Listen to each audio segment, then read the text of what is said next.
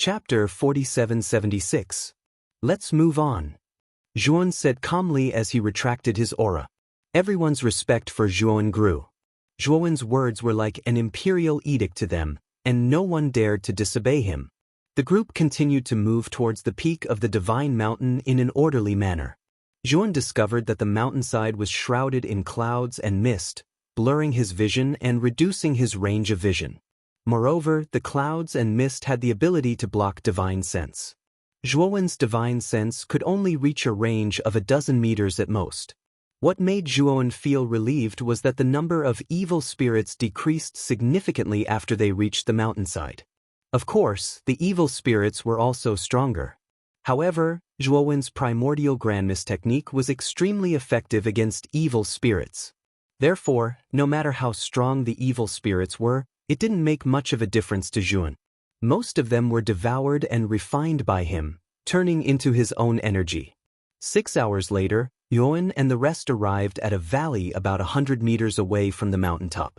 There was an incomparably deep cave here. There was an altar at the entrance of the cave.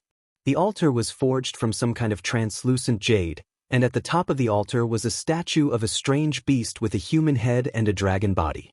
The thing that caught Zhuan's attention the most was the pair of eyes that were especially bright, as if they could shoot out blazing rays of light. At this moment, Zhuan thought of that pair of golden eyes. The statue's eyes gave him a feeling that they were too similar to the pair of golden eyes in the depths of the Sea of Clouds. In fact, they were exactly the same. We've finally reached the altar. You guys, quickly place the top-grade resources around the altar. And you guys, lead the young boys and girls into the cave. Move quickly. The mountain guardian, led by the burly middle-aged man, immediately began to arrange for people to place the sacrificial offerings around the altar. As for the boys and girls, they lowered their heads submissively and stepped into the cave under the scolding of the soldiers with a worried expression. Wait. Suddenly, Zhuan stopped the soldiers. Now Zhuan was as majestic as the heavens. Who would dare to disobey him? "My lord, what can I do for you?" The soldiers stopped their actions, and one of the older soldiers hurriedly came forward and bowed. The mountain worshipping ceremony only needs to place the sacrificial offerings beside the altar and place the virgin boys and girls in the cave. Will it be considered over? Zhuan asked with a frown. "My lord, that is indeed the case. The previous mountain sacrificial ceremonies have always been done this way." The soldier didn't dare to be negligent and hurriedly replied. "Did anyone enter the cave during the previous mountain worship ceremonies?" Zhuan asked again. The soldier's expression changed drastically. He quickly shook his head and said, "The cave is a sacred place. If you are not a virgin boy or girl, you are not allowed to enter. Otherwise, you will be punished by the sacred mountain." The burly middle-aged man hurriedly came forward and knelt in front of Zhuan, saying, "My lord, we cannot enter the cave. Something bad will happen. Please reconsider." The other mountain guardians knelt on the ground and begged Zhuan. They weren't fools. The moment Zhuan said this, they understood that Zhuan wanted to enter the cave to investigate. "Don't worry. I will not break the rules of the mountain worshipping ceremony. After the sacrificial offerings are placed, I will go down the mountain with you," Zhuan said calmly. Hearing this, everyone heaved a sigh of relief. They cupped their hands and bowed to Zhuan. Then they stood up and began to get busy. While everyone was busy, they didn't see that Zhuan had quietly taken out several array discs and placed them in a pile of rubble not far from the cave. 2 hours later, all the sacrificial offerings were placed. After the virgin boys and girls had entered the cave, everyone asked Zhuan to go down the mountain with them. Zhuan naturally didn't refuse. He led the team down the sacred mountain. This time they were very fast. There weren't as many obstacles on the way as there were on the mountain. Most of the evil spirits had been dealt with when they went up the mountain. When they reached the foot of the mountain, everyone was completely relieved. Then, Zhuan ordered them to continue forward. After a few hours, the team passed through the 100 Beasts forest and reached the outskirts of the forest. "Everyone, let's part here. Please send my regards to the city lord." Suddenly, Zhuan turned around and cupped his hands at everyone.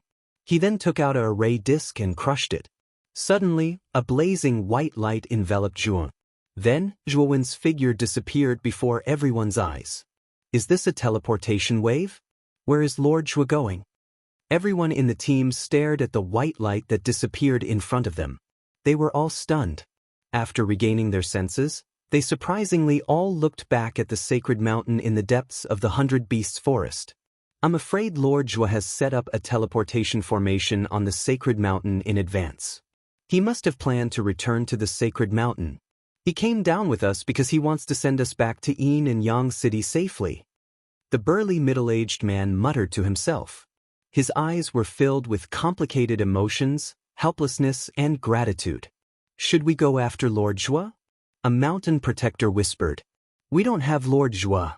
How are we going to reach the top of the sacred mountain? You must remember that it's all thanks to Lord Zhuo that we can return safely.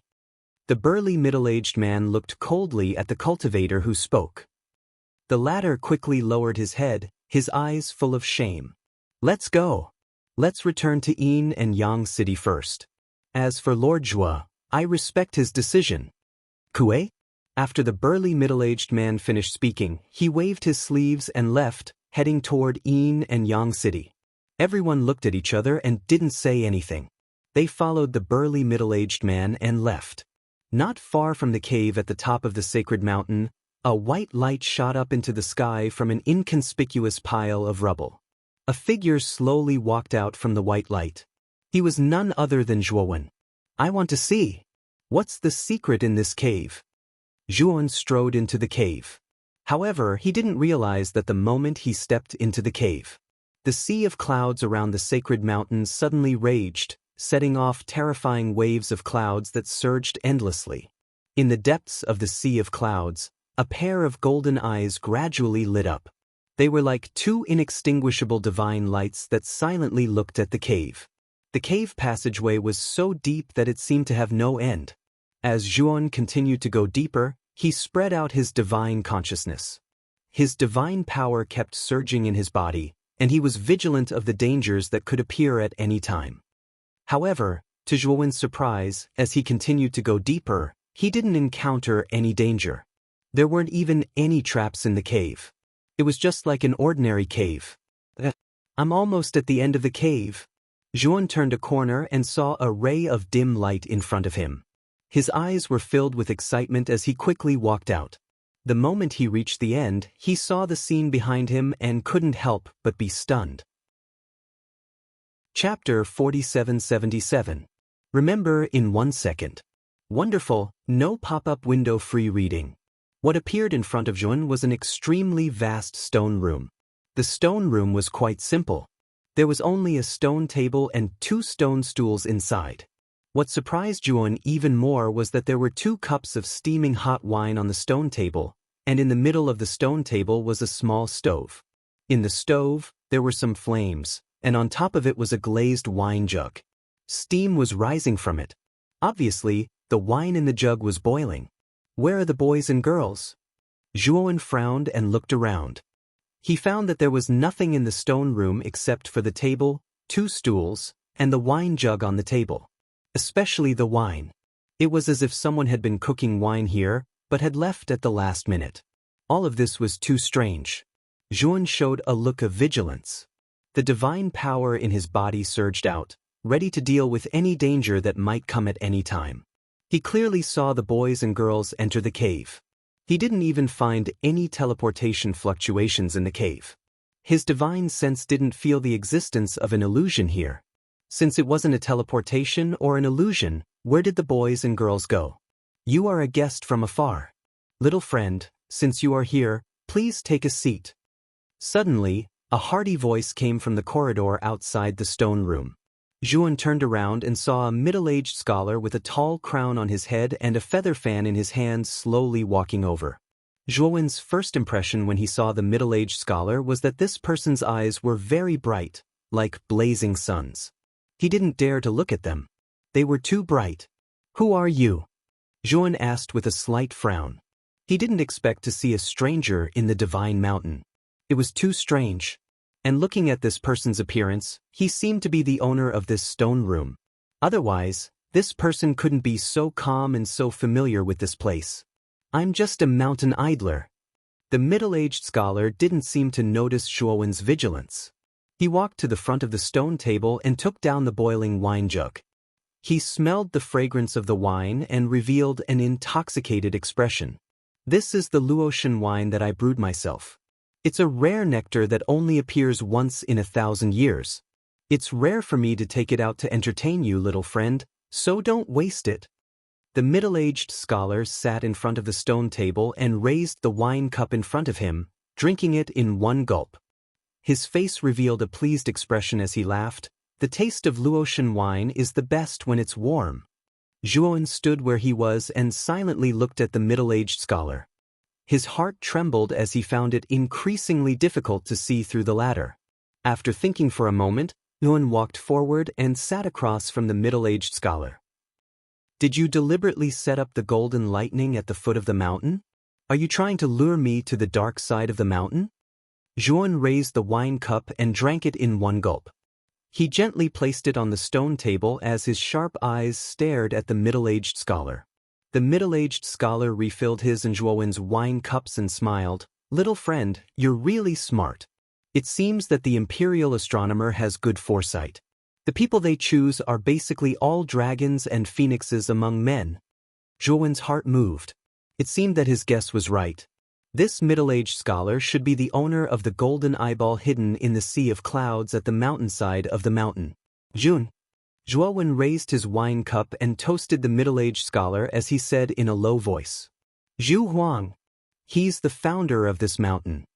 The middle-aged scholar also raised his wine cup and toasted Zhuowen with a carefree expression. Zhuowen narrowed his eyes and said, "So Senior knows the imperial astronomer? Then you should also know the purpose of my trip, right?" When he had just entered this secret realm, the imperial astronomer had given him instructions to head west. Once he climbed up, he would be able to leave this secret realm and obtain the true benefits. Of course I know. When the imperial astronomer trapped me here, he told me that a Heaven's Chosen One would enter this secret realm in the future. Once this Heaven's Chosen One reaches the peak of the mountain, what I should do is follow this Heaven's Chosen One. The Heaven's Chosen One. If this Heaven's Chosen One doesn't need me, but he definitely needs my eyes, then I will dig them out and give them to you. The middle-aged scholar gently swirled the wine in his cup as he looked at the young man across from him with a complicated expression. Zhuowen's eyes narrowed. He had not expected the imperial astronomer to give this middle-aged scholar such instructions. This also meant that this middle-aged scholar's eyes were definitely extraordinary. "Zhuowen, make your choice. Do you want my eyes or do you want me to follow you?" The middle-aged scholar finished the wine in his cup, and his dazzling eyes stared at Zhuowen. Zhuowen spoke calmly, "Could it be that you'll give them to me if I want them?" The middle-aged scholar was stunned, and then he roared with laughter. Moreover, his laughter grew more and more insane. "Why should I?" Zhu Huang laughed coldly. "Unless you prove that you have the qualifications to make me give you my eyes or follow you." "Do you mean that you want me to fight with you?" Zhuowen asked calmly. Even though Zhuowen didn't know exactly what Zhu Huang's cultivation was, he knew that Zhu Huang was much stronger than him. Zhu Huang spoke indifferently, "Your cultivation is too weak. Fighting me is equivalent to courting death. The imperial astronomer placed restrictions on me, and it doesn't allow me to do that. I'll suppress my cultivation to the state of no beginning and fight you. If you're able to defeat me, then you'll have the qualifications to follow me or take my eyes." Zhuowen nodded and said, "Sure. But before that, I want to know where those boys and girls went." Zhu Huang smiled indifferently, and then he flicked his sleeve, causing a golden vortex to appear before him. A boundlessly vast world appeared within the golden vortex, and many boys and girls were cultivating and meditating with a few adult men and women within this world. Zhuowen spoke with surprise, "So you placed them in your own world? I thought you ate all of them." Zhu Huang's face darkened, and he spoke coldly, "I'm a vegetarian." "Since it's like that, then let's fight." Zhuowen stood up, and his eyes were filled with battle intent as he stared at Zhu Huang. "All right, then let's fight." Zhu Huang's face was filled with battle intent as well.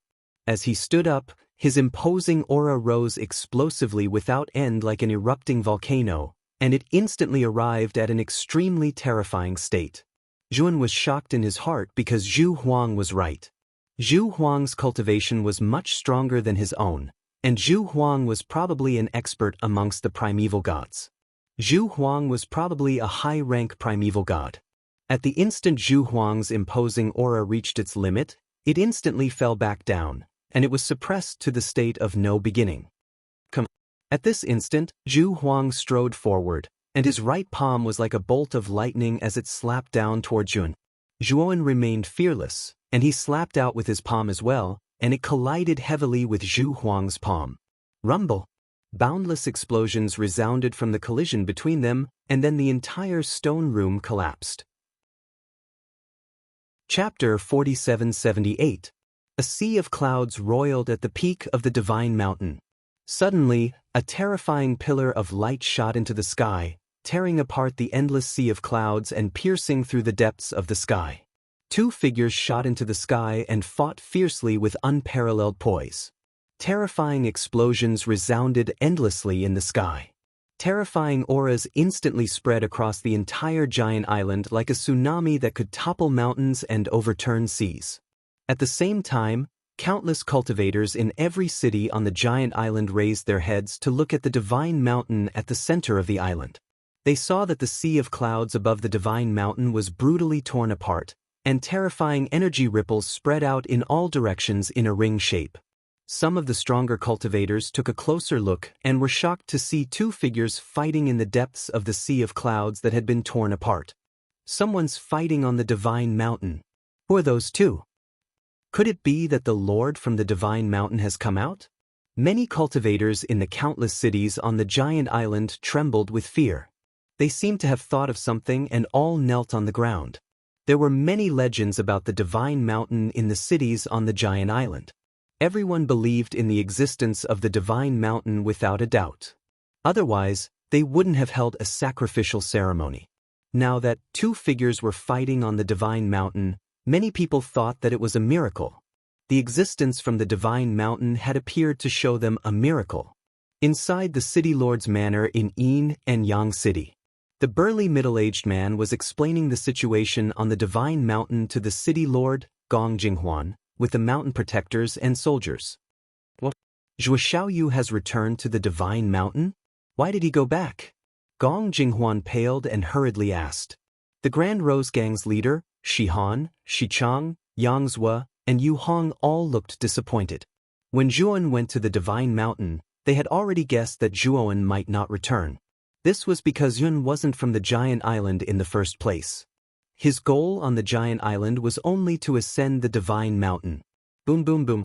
Suddenly, an earth-shattering explosion came from the summit of the divine mountain. Terrifying energy ripples that seemed capable of toppling mountains and overturning seas howled in their direction. What's that? Someone's fighting on the divine mountain? Some cultivators in the city lord's manor looked up at the divine mountain. They could vaguely see two figures in the depths of the sea of clouds amidst the explosions.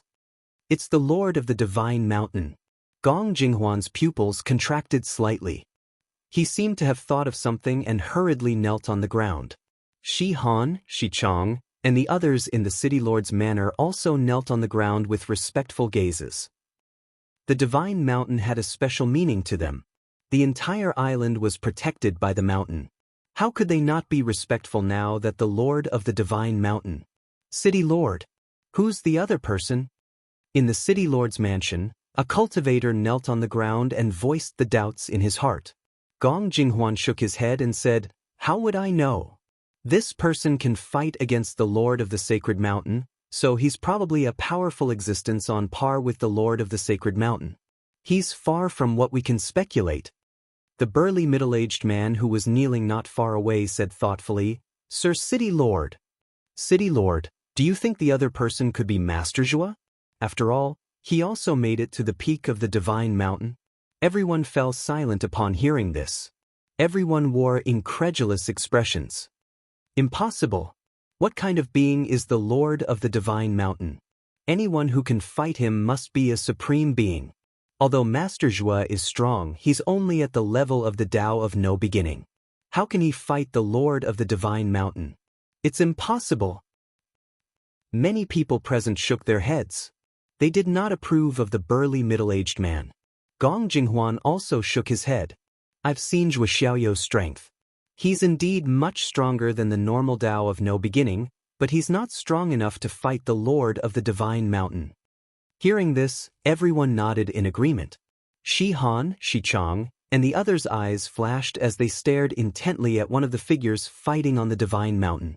For some reason, the more they looked at the figure, the more they felt like it was Zhuowen.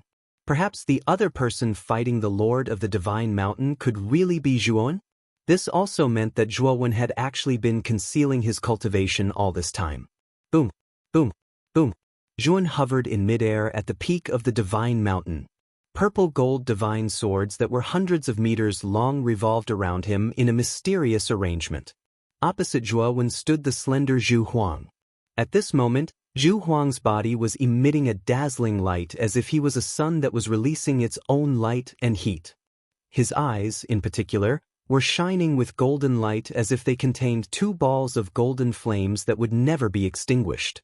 No one dared to look into his eyes.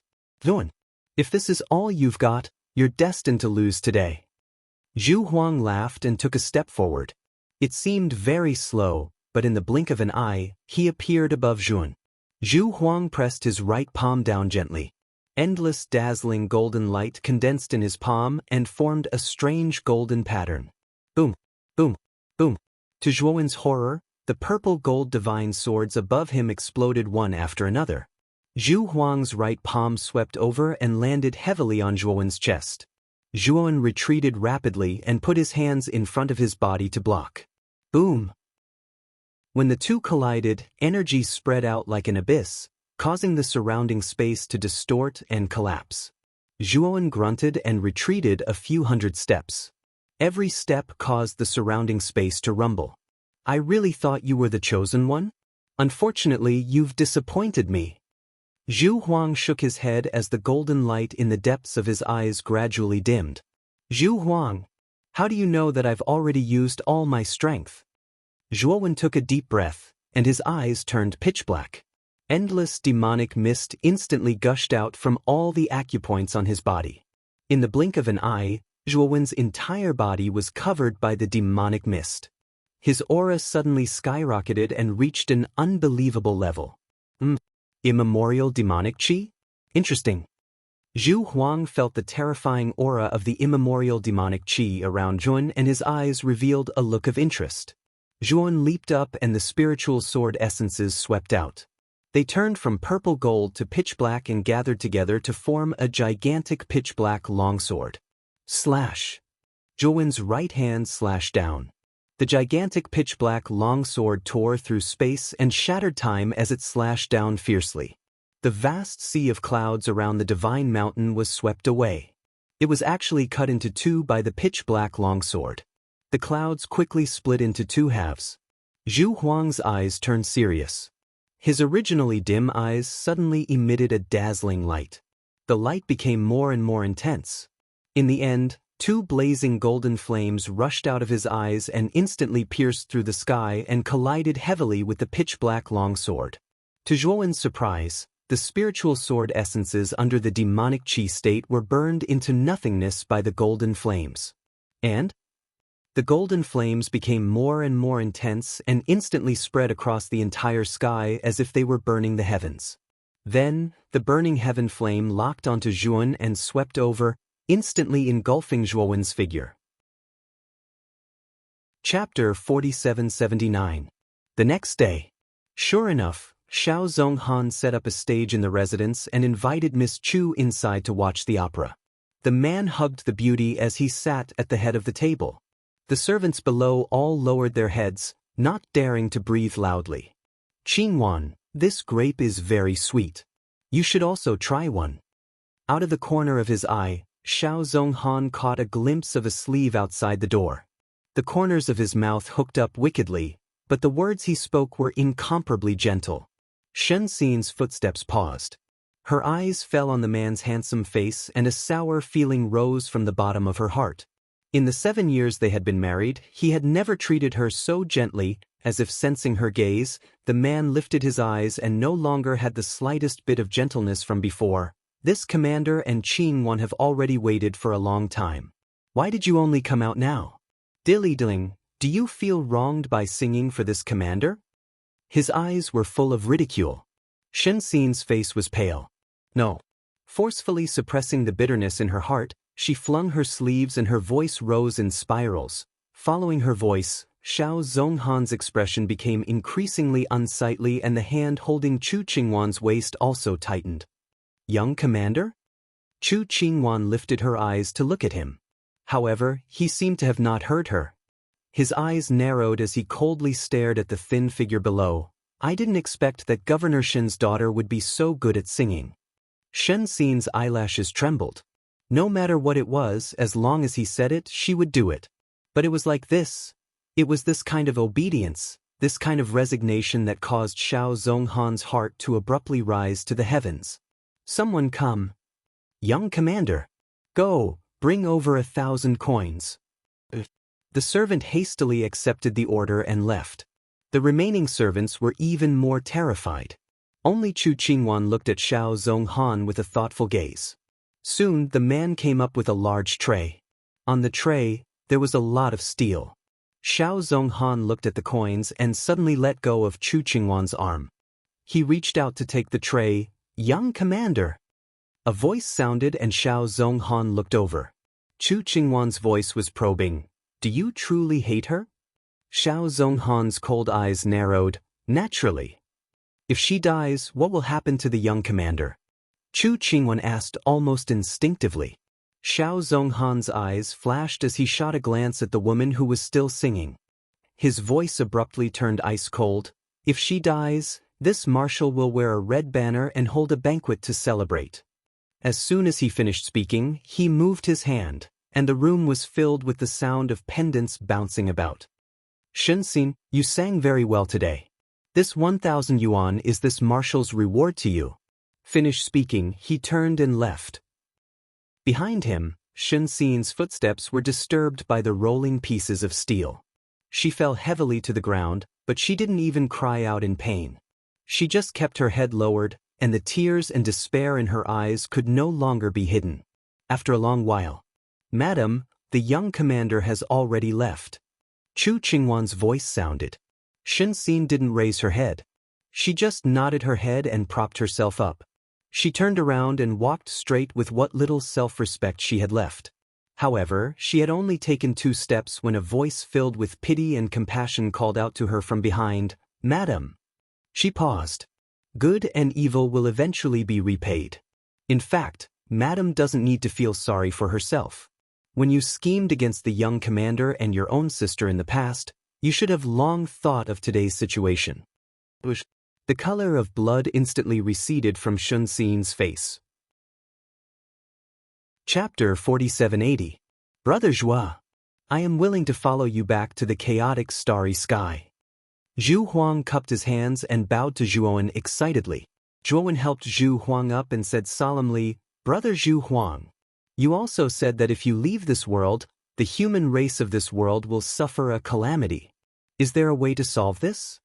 After all, Zhuowen knew someone from the giant island. Therefore, he knew that after this trip, they might never meet again. However, he did not want to leave them in the lurch. If he could help, he would. There is a way. I can leave a part of my power to suppress this sacred mountain and ensure that the giant island will be safe for billions of years.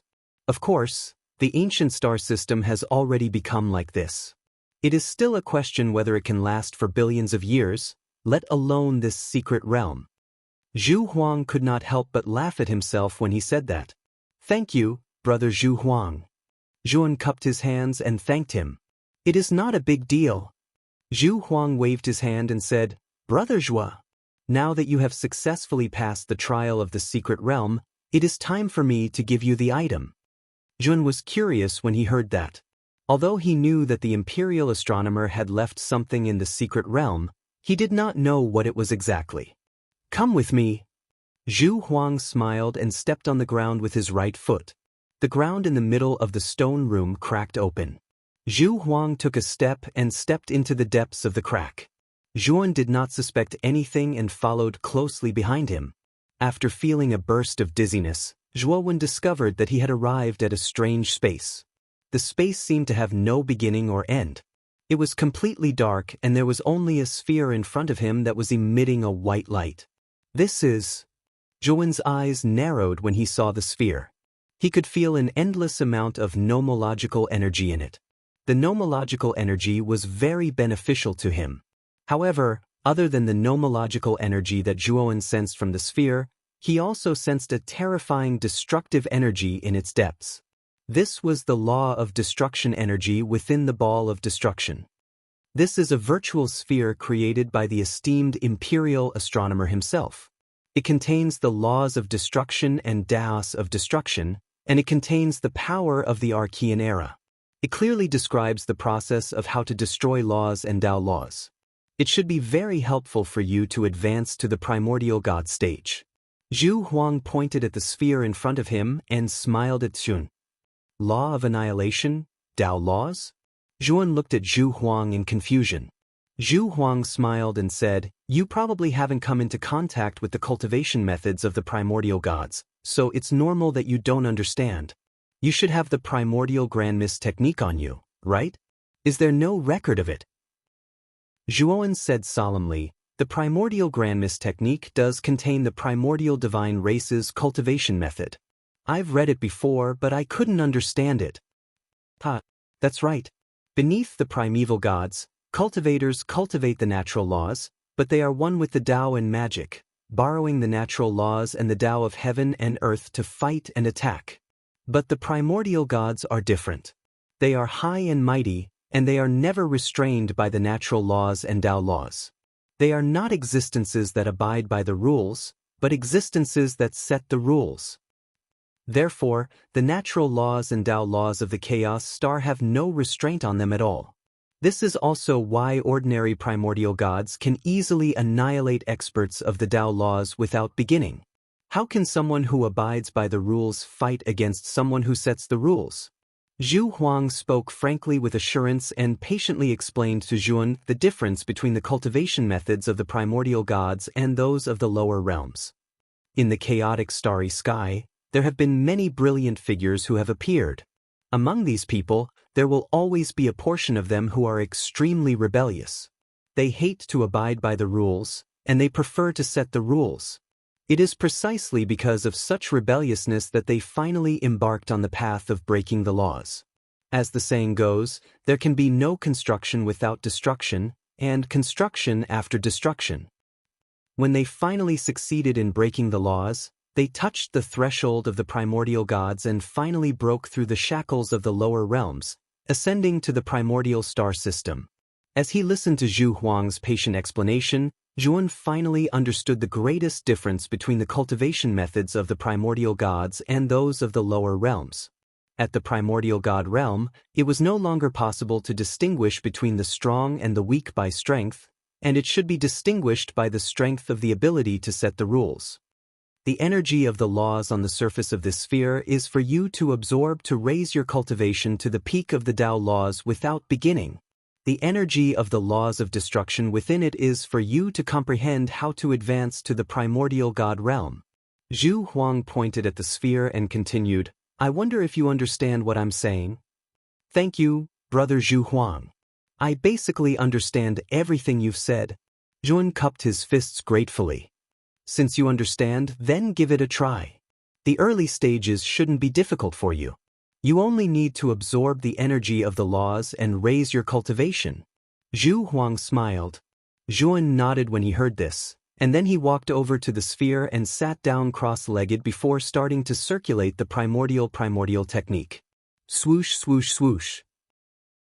At this moment, the energy of the laws on the surface of the sphere was like a river flowing into the sea, and it madly surged into Zhuowen's body. Upon closer inspection, one could see that the powerful energy of the laws were like numerous large dragons that revolved around Zhuowen's body, and they continuously drilled into the major acupoints all over Zhuowen's body. On the other hand, Zhuowen's aura continued to skyrocket. This is the primordial technique? What a domineering technique!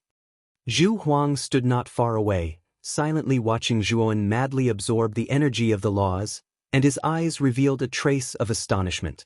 If it was an ordinary Tao laws without beginning cultivator who was madly absorbing the energy of the laws like Zhuan, they would have long been unable to withstand it and exploded to death. However, not only did Zhuan endure it, but he also seemed to be enjoying it. Suddenly, a purple light flickered between Zhuan's brows, and 4 purple lights shot into the sky, suspended above Zhuan's head, and continuously rotated. These are primordial stones? The moment Zhu Huang saw the 4 stones above Zhuan's head, his eyes narrowed slightly. The 4 primordial stones were arranged in 4 different directions above Zhuan's head, and a portion of the energy of the laws that Zhuan absorbed was absorbed by the primordial stones. Zhu Huang could clearly see that the energy of the laws that were absorbed by the primordial stones were ground into a mysterious spiritual energy, and all of it surged into the depths of Zhuan's brows. The imperial astronomer's judgment is indeed accurate. He must be the one chosen by heaven. However, he once said that there are a total of 3 chosen by heaven. I wonder who the other 2 are? Zhu Huang muttered to himself, and a trace of emotion appeared in his eyes, and his admiration for the imperial astronomer grew. Brother Zhua, I'll wait for you in the stone room. If you have any instructions, just use this dragon horn to inform me directly. Zhu Huang took out a dragon horn, placed it not far from Zhuan, and floated away. Zhu Huang was not someone who did not have good judgment. Zhuan was concentrating on cultivating here, so if he continued to stay here, wouldn't he be disturbing him? It was better to tactfully leave and give Zhuan some peace and quiet. Chapter 4781.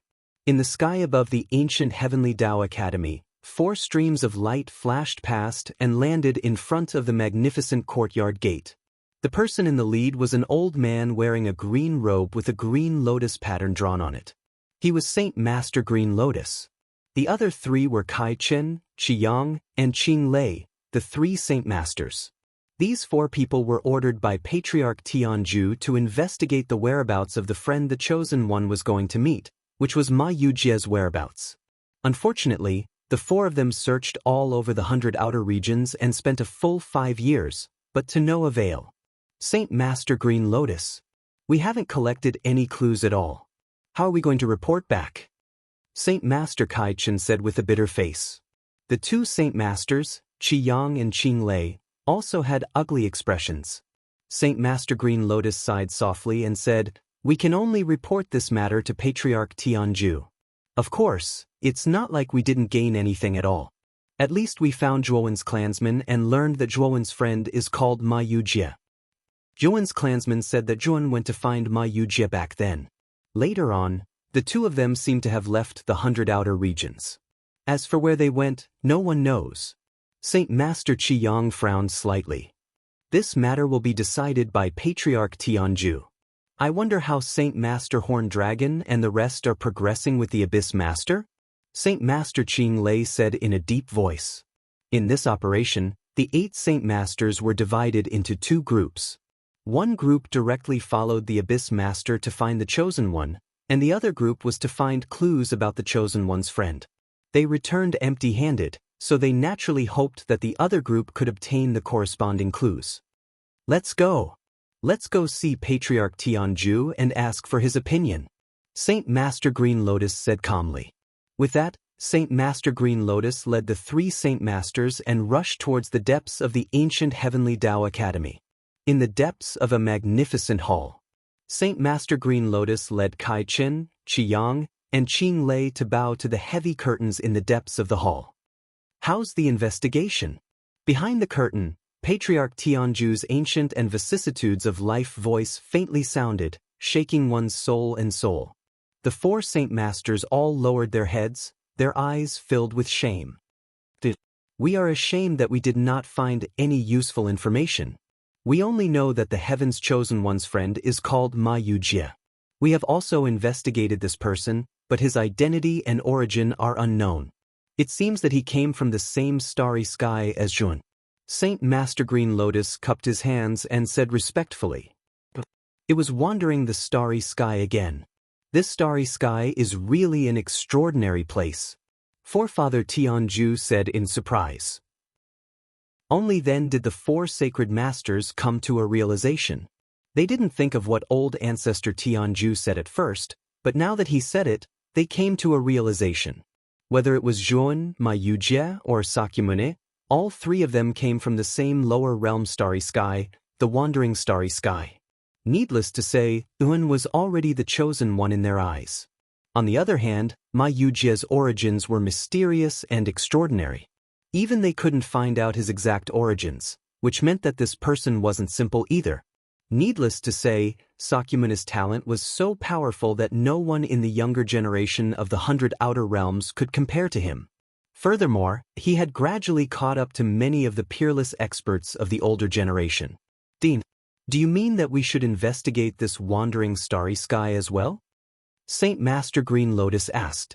If there's a need, we should investigate this wandering starry sky properly. Don't you think so? Forefather Tianju said indifferently. Saint Master Green Lotus smiled bitterly and said, I'm afraid that won't do. Forefather Tianju frowned and asked, What's wrong? That wandering starry sky no longer exists. I once asked Zhuan's clansmen, and that wandering starry sky was destroyed by a giant hand that appeared in the ancient star system. Saint Master Green Lotus smiled bitterly. Behind the curtain, there was a period of silence. Since Forefather Tianju didn't say anything, the four sacred masters naturally didn't dare to say anything. The ancient star system. What exactly happened there? After a long while, Forefather Tianju's voice sounded again, but his tone contained a trace of bitterness and complexity. What do you mean by that? Saint Master Green Lotus asked in surprise. From the moment the immeasurable calamity began to descend into the chaotic starry sky without any pattern, something must have happened in the ancient star system. Otherwise, the existences in the ancient star system wouldn't have forced the creatures of the chaotic starry sky to their deaths. This time, the immeasurable calamity will also target our 100 Outer Realms. We have no way out. Forefather Tianju's voice carried a trace of exhaustion as he said, Horned Dragon and the others still don't have any clues about the Chosen One. You guys can leave first. The four sacred masters cupped their hands and left the hall. Saint Master Horned Dragon and the others actually didn't find anything. Where did the Chosen One go? We've searched the entire 100 Outer Realms. We've even searched the lower realms, but there's no trace of Zhuan at all. Could it be that Zhuan isn't in the chaotic starry sky at all, but in the ancient star system? Walking out of the hall, the four sacred masters sighed. Some of them even guessed that Zhuan had gone to the ancient star system. However, after saying that, the four of them didn't believe it at all. The ancient star system was high and mighty. Even the Dean couldn't ascend into the ancient star system, let alone Zhuan. Do you think that Zhuan might have really gone to the ancient star system? After all, we've searched all the places in the chaotic starry sky. If we can't find him, it can only mean that he's not in the chaotic starry sky at all. Saint Master Green Lotus's eyes flickered as he suddenly spoke.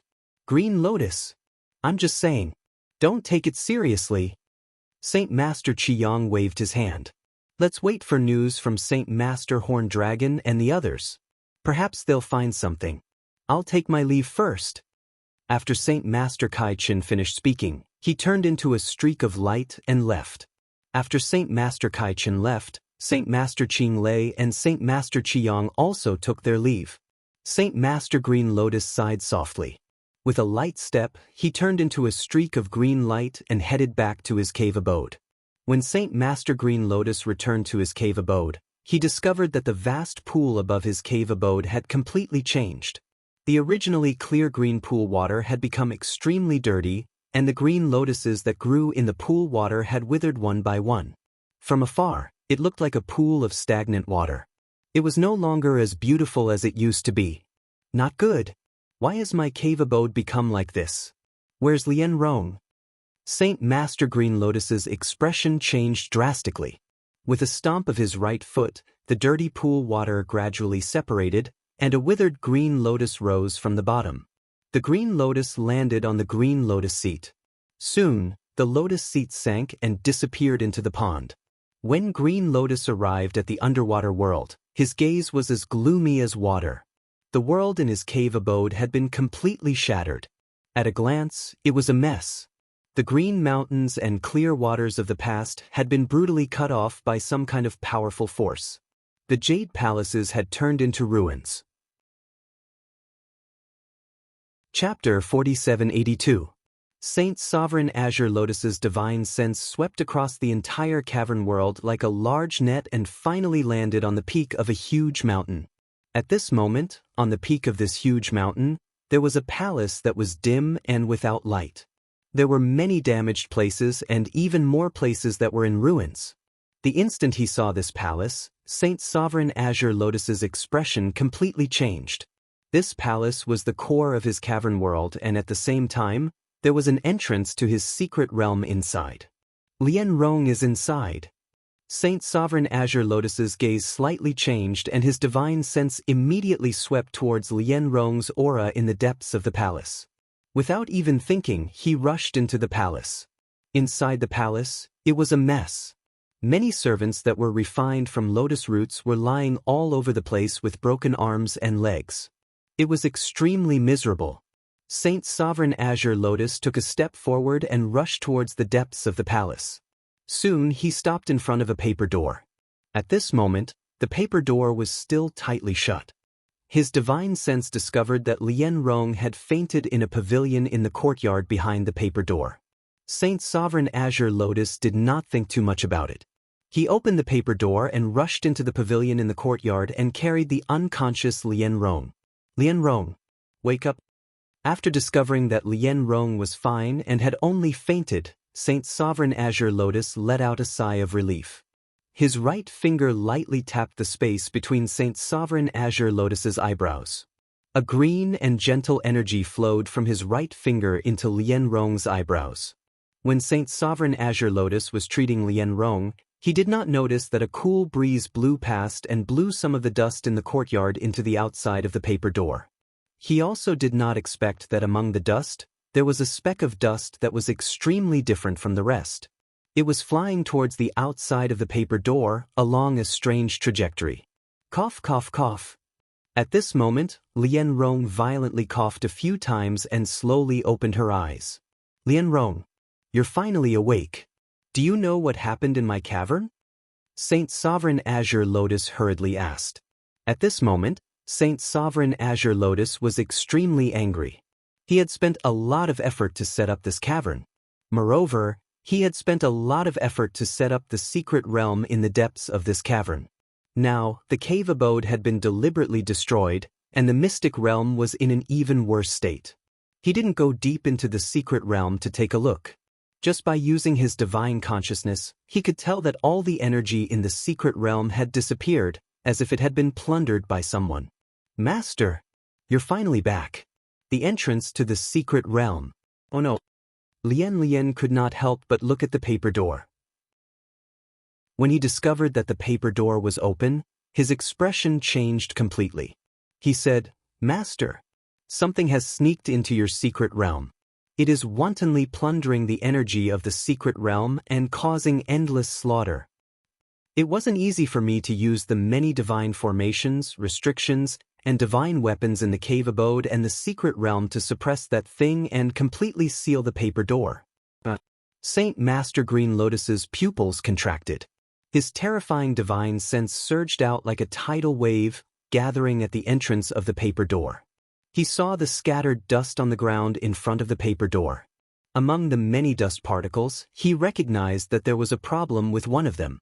This speck of dust did not drift with the wind. Instead, it flew out of the paper door in a certain trajectory. Furthermore, its speed was much faster than the other specks of dust. Let's see where you can run to. Saint Master Green Lotus was enraged. He immediately understood that the reason why his cave abode and secret realm had become like this was all because of this strange speck of dust. Rumble! Saint Master Green Lotus's right palm blasted out. Terrifying divine power surged out like a deep sea. A green palm instantly blasted towards the speck of dust. The speck of dust, which had been silently leaving along the trajectory, also felt the terrifying killing intent from Saint Master Green Lotus. It knew that it had been exposed.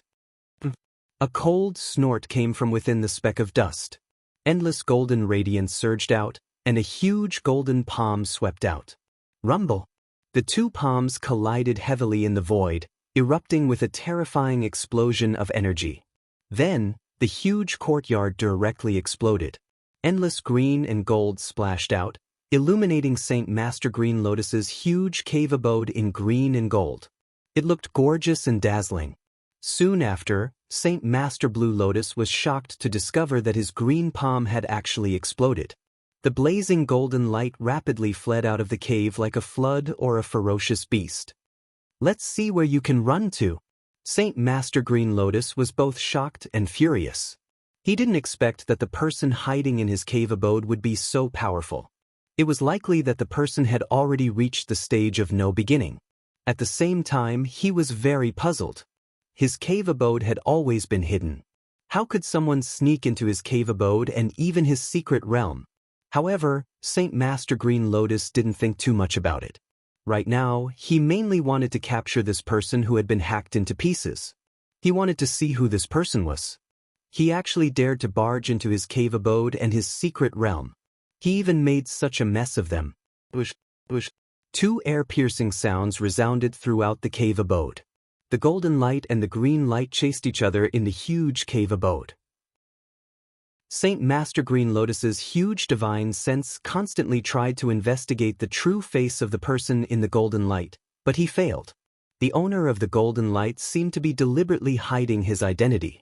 He used some kind of secret technique to cover his face and aura with the golden light, blocking the divine sense outside. Looks like I can only capture him. Saint Master Green Lotus's eyes were cold. Soon, the two rushed to the entrance of the cave abode. The entrance of Saint Master Green Lotus's cave abode was at the bottom of the pool. There was a huge whirlpool that led to the surface of the pool. Other than this whirlpool, there was no other way to leave the cave abode. The other areas of the pool were forbidden areas. There were many terrifying mutated beasts. These mutated beasts were all reared by Saint Master Green Lotus. If an expert with no beginning barged in, his life might be in danger. At this moment, the whirlpool at the entrance had already been sealed by Saint Master Green Lotus. When he realized that something was wrong with the cave abode, he immediately sealed the whirlpool just in case. The golden light stopped in front of the sealed whirlpool. Endless golden light enveloped this figure, making his figure blurry. You can't escape. Speak or you. How dare you barge into my cave abode and destroy my secret realm? Are you courting death? Saint Master Green Lotus stopped and looked at the back of the figure in the endless golden light with a gloomy gaze. Unfortunately, the figure in the golden light still didn't reply. Instead, he stomped his right foot and turned into a golden bolt of lightning, rushing to the surface of the water. This person didn't care and directly rushed into the forbidden area above the pool, intending to forcefully leave. Chapter 4783. Above the pool, there were many terrifying black figures. When they saw the golden silhouette rushing towards them, they frantically rushed towards the golden silhouette. Umph! The golden figure let out a cold snort. He clenched his hands, and blazing golden divine power condensed into two golden longswords. He slashed out with the swords. The first mutated beast that rushed over was instantly cut into two as soon as it came into contact with the sword light. Fresh blood spurted out, dyeing the pool red. The golden silhouette was simply too powerful. Every time the sword light slashed out landed on the exotic beasts' bodies, the exotic beasts basically couldn't block it. Many mutated beast corpses floated on the surface of the water, and their blood dyed the large pool red. The golden figure became more and more courageous as he fought. He ignored the mutated beasts around him and quickly rushed toward the surface of the water. This person was hiding his strength just now. Saint Master Green Lotus's expression changed completely when he saw the golden figure display his might. The golden figure's current strength was much stronger than before. In other words, this person did not use his full strength just now to make him lower his guard. No matter how fast you are, can you be faster than the cave abode's exit? Saint Master Green Lotus formed a seal with both hands, and a whirlpool appeared from the bottom of the pool again. Saint Master Green Lotus took a step forward and stepped into the lotus seat that appeared from the whirlpool. He quickly rushed toward the surface of the water. Originally, there were many formations in Saint Master Azure Lotus dwelling. It was a pity that they had all been destroyed by external forces while he was away. This also caused Saint Master Green Lotus to be unable to use restrictions to stop this person. He could only do it himself. The moment the lotus seat rose to the surface of the water, the golden figure happened to kill the last mutated beast with a sword and rushed out of the water. You can't escape. Saint Master Green Lotus took a step forward with his right foot and turned into a green light, blocking in front of the golden figure. I'll ask you one more time. Who exactly are you? Saint Master Green Lotus said coldly. Unfortunately, the golden figure's reply was a resplendent and terrifying sword light. Stubborn. Saint Master Blue Lotus had an ugly expression. His right hand formed a palm and divine power surged out like a tidal wave. A green lotus bloomed in the center of his palm and countless green lotus seeds shot out. The green lotus seeds rained down on the golden figure like hidden weapons. Clang, clang, clang. The golden silhouette held the sword with both hands and slashed out again and again. The sword light was blazing and transformed into golden lines that floated above the void. The lotus seeds were all blocked by the golden lines. The moment the golden pattern blocked the green lotus seed, the golden figure took a step forward and rushed in front of Saint Master Green Lotus, slashing down with his sword. Saint Master Blue Lotus flicked his finger and green light shot up into the sky. Around him, a huge green lotus phantom appeared. The enormous lotus petals enveloped the Saint Master Green Lotus within. The Saint Master Green Lotus sat cross-legged on the lotus seat, unmoving like a mountain. Clang. The two swords of the golden silhouette slashed down heavily. Not only did they fail to cut through the lotus petals, but the pair of golden swords in his hands were also destroyed. The golden figure could not help but take a few steps back. A world in a flower. Suddenly, the lotus petals bloomed and Saint Master Green Lotus sat on the lotus seat. He pinched and flicked his finger. The petals on the side of the lotus seat suddenly separated and burst out with boundless killing intent as they rushed toward the golden figure. The golden figure roared angrily. The golden divine power in his body surged out like an ocean, drowning the lotus petals in front of him. At the same time, the golden figure punched out again and again, and the powerful and sharp petals were all sent flying by him. Scram! The golden figure stomped his foot and charged straight at Saint Master Green Lotus, smashing his fist over. This punch was extremely terrifying. With one punch, time and space collapsed and reincarnation stopped. It was as if this punch was the only thing in the world. Bang! Saint Master Green Lotus pushed out his palms and collided heavily with the golden figure's fist. Then, Saint Master Green Lotus grunted and retreated in a sorry state. The lotus seat he sat on cracked into pieces. This person is stronger than me. I have to inform the Dean and the other Saint Masters. Saint Master Green Lotus was blasted back once again. He had already realized that something was wrong and immediately sent a message to Patriarch Tianju and the other Saint Masters. He was prepared to stall for time for Patriarch Tianju and the others. The golden figure continued to fight Yu Yong.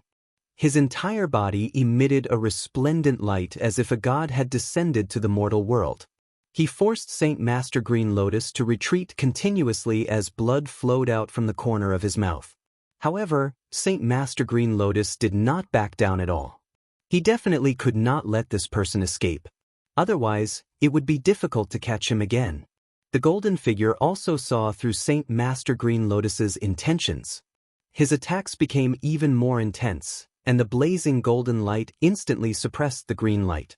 Saint Master Green Lotus was forced to retreat continuously, but he still used one divine ability after another in an attempt to block the golden figure and stall for time. Die! The golden figure's voice was rather angry as he threw a heavy punch. This punch was extremely terrifying. With a single punch, the entire sky above the pool was filled with endless golden light. It was as if at this moment, There was nothing else in the world other than this blazing light. Saint Master Green Lotus's entire body erupted with green light as he wanted to block this punch. However, to his shock, the power of this punch far exceeded his expectations. Green Lotus's palm was twisted, and his skin, flesh, and bones directly shattered.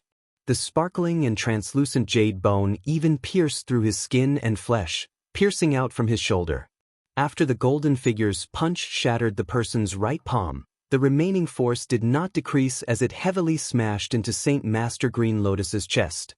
Saint Master Green Lotus spat out a mouthful of blood and could not help but retreat. "If you don't want to die, get lost." The golden figure let out a low shout. His aura was like a rainbow as he threw out another punch, mercilessly aiming at Saint Master Green Lotus's face. "You don't want me to see your true appearance because you don't dare to, right? Looks like you're from the inner court. How dare you? You know that this is my residence, yet you still dare to cause trouble. Do you really think that no one in the inner court can deal with you?" Saint Master Green Lotus raised his remaining left palm to block, but he could not block it at all. His left palm and even his left hand were directly distorted by the impact. "If you want to die, I'll fulfill your wish." The golden figure was flustered and exasperated. He took a deep breath, took a step forward, and threw out a third punch. The power of the third punch was simply too terrifying. With one punch, a terrifying fist intense soared into the sky, tearing the sky apart and blasting through the ground, triggering the power of countless laws in the world. This punch was the golden figure's strongest attack so far. Saint Master Green Lotus could not withstand this punch. If he took it head-on, he would be severely injured even if he did not die. "Stop!" At this moment, a dignified shout rolled over from afar. The powerful sound wave seemed to have substance as it acted on the pool water, creating terrifying waves and water pillars. The golden figure could not help but pause for a moment. The punch that he threw out also froze at this moment. In that split second, a majestic and terrifying figure traversed the void and blasted out a palm strike. The golden silhouette let out a muffled groan and flew out in a sorry state, falling heavily into the pool. Chapter 4784. A majestic figure crossed over from the void. It was an ordinary old man with white hair and beard, but his aura was extremely powerful. The power of laws lingered around him. What was even stranger was that the moment the power of laws came into contact with the old man's body, it shattered. It was as if the old man's body contained some kind of destructive power that was comparable to the power of laws and Tao laws. The moment Saint Master Qinglian saw this old man appear, his heart that had been hanging in the air was completely at ease. This was because the old man in front of him was the dean of the archaic Heavenly Tao Academy. He was also the only one of the 5 ancestors who founded the archaic Heavenly Tao Academy to survive until now, Ancestor Tianju. Whoosh whoosh whoosh. The moment Ancestor Tianju rushed over, figures also rushed over from all directions. They were the 4 Saint Masters, Kai Qin, Qi Yang, Qing Lei, and Ji Yuan. Qinglian, what exactly happened? Why are there terrifying battle fluctuations coming from your side, your cave abode, and the injuries on your body? Saint Master Kai Qin saw the injuries on Saint Master Qinglian's body and the pool that was completely dyed red with blood. His expression changed drastically as he hurriedly rushed over. Qi Yang, Qing Lei, and Ji Yuan followed closely behind. "Greetings, Dean." The 5 Saint Masters first bowed respectfully to the ordinary elder before asking Saint Master Green Lotus about the matters of this place. "Someone broke into my cave abode. Not only did he destroy my cave abode, but he also caused an endless massacre in my secret realm and plundered all the energy. After I returned, I discovered that this person was trying to escape, so I chased after him. I didn't expect him to be so powerful. If the dean hadn't rushed over, I would have died." Saint Master Blue Lotus briefly recounted what had happened in the cave abode. "Who is this person? He actually dared to break into your cave abode and destroy your secret realm." The 3 Saint Masters, Kai Qin, Qing Lei, and Qi Yang, were shocked and furious when they heard this. At their cultivation level, cave abodes and secret realms were extremely important places for them. They had spent countless years to set them up. Now, Saint Master Qing Lian's cave abode and secret realm had been destroyed. This was an extremely heavy loss. On the other hand, Ji Yuan seemed to have thought of something, and his expression became extremely gloomy. Saint Master Qing Lian, what happened to the person who destroyed your cave residence? Master Yuanxing hurriedly asked. Saint Master Blue Lotus looked deeply at Master Yuanxing. The latter did not ask about his injuries. Instead, he asked about the person who destroyed the cave abode. This made Saint Master Blue Lotus have a vague guess. He has already been repelled by the principal and is still in the pool. I'm afraid that he doesn't dare to come out, Saint Master Blue Lotus said coldly. Such a vile person must be severely punished and absolutely cannot be tolerated. Saint Master Qing Lei shouted with a calm expression. We must not tolerate it. Kai Chen and Qi Yang, the two saint sovereigns, also spoke with ugly expressions. I've already locked onto this person's aura. He can't escape. Patriarch Tianju's voice was calm. He grabbed at the void with his right hand, and a terrifying divine power spread out like a spider web. Everything in the sky and on the ground was shrouded by his power. The expressions of the 5 Saint Masters changed slightly. At this moment, they actually felt as if they were trapped in a large net from the heavens and the earth, and it was difficult for them to escape. Patriarch Tianju's strength was too powerful, far surpassing any of the 9 Saint Masters. The boundless pool instantly stopped flowing. Countless amounts of pool water were drawn out by the giant net-like divine power and were suddenly scooped up into the air. The 5 Saint Masters were shocked to find that the huge pool was lifted into the air by some kind of power. Countless blood and the corpses of exotic beasts were everywhere in the pool. Other than that, there were also many surviving exotic beasts that were fleeing in panic. Although these exotic beasts didn't have high intelligence, they had a keen sense of danger. The moment the pool water was lifted up, they immediately understood that this power wasn't something they could contend against. Patriarch Tianju gently squeezed, and immediately, the pool water rushed out like a flood and fell into the dry pool below.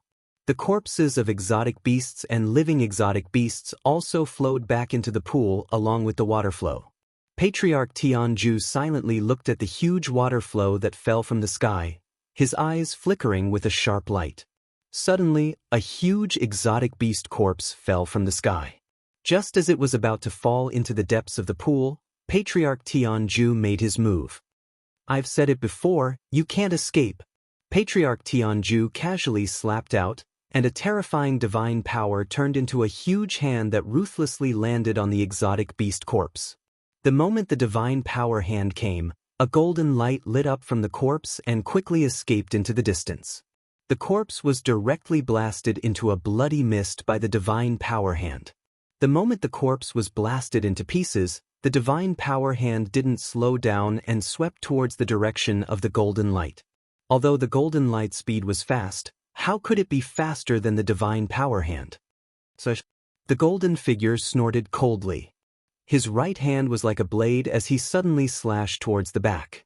A blazing golden light soared into the sky, revealing a blade light that was tens of thousands of feet long, and slammed into the divine power hand. Poochie! The divine power hand suddenly pressed down, and the blade light directly collapsed. The golden figure was directly suppressed by this large hand and landed heavily on the ground. Let's go! Follow me to see who this person is. How dare he destroy the Saint Master's cave abode and the Saint Master's secret realm?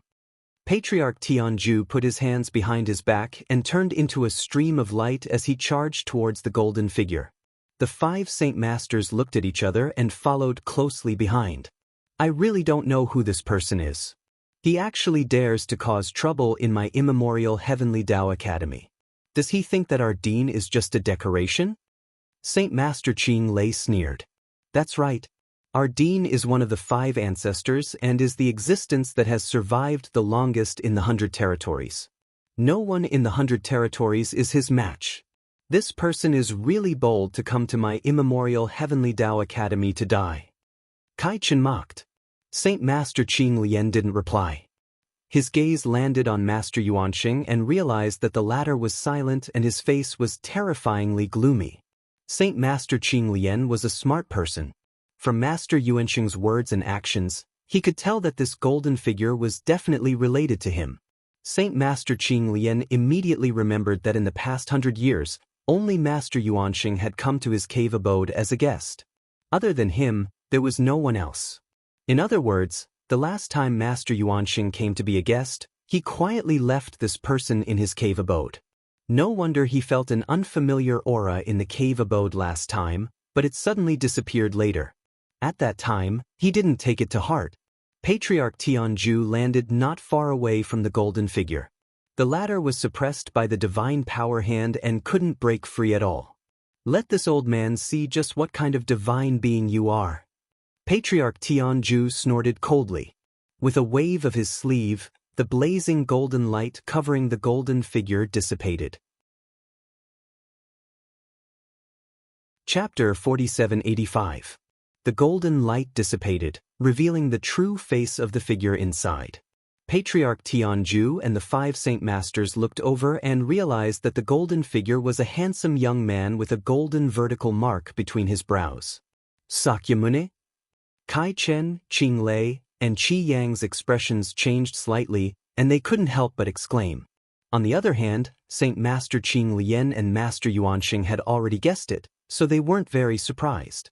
Especially Master Yuanxing, his face was terrifyingly gloomy, and his heart was completely in his throat. The moment he saw the golden figure, he had already recognized that it was Sakyamuni. At that time, he wanted to help, but Patriarch Tianzhu's aura was faintly lingering around him.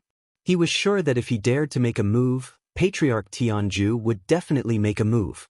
And Patriarch Tianzhu was the strongest person in the 100 domains, and his strength had long surpassed the Tao of no beginning.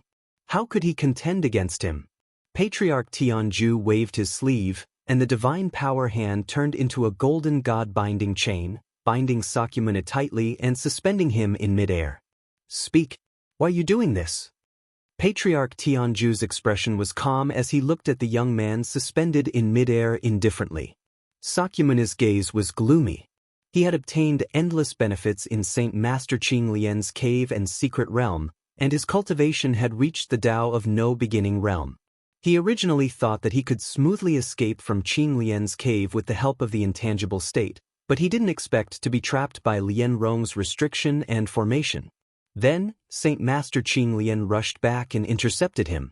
If it was only Saint Master Qing Lian or other Saint Masters, Sakyamuni wouldn't be afraid at all. His current strength had surpassed the ordinary Tao of no beginning, and his strength had reached an extremely terrifying level. If an existence above the Tao of no beginning didn't appear, no one would be his match. However, he didn't expect Patriarch Tianzhu to rush over immediately. This was something that Sakyamuni didn't expect.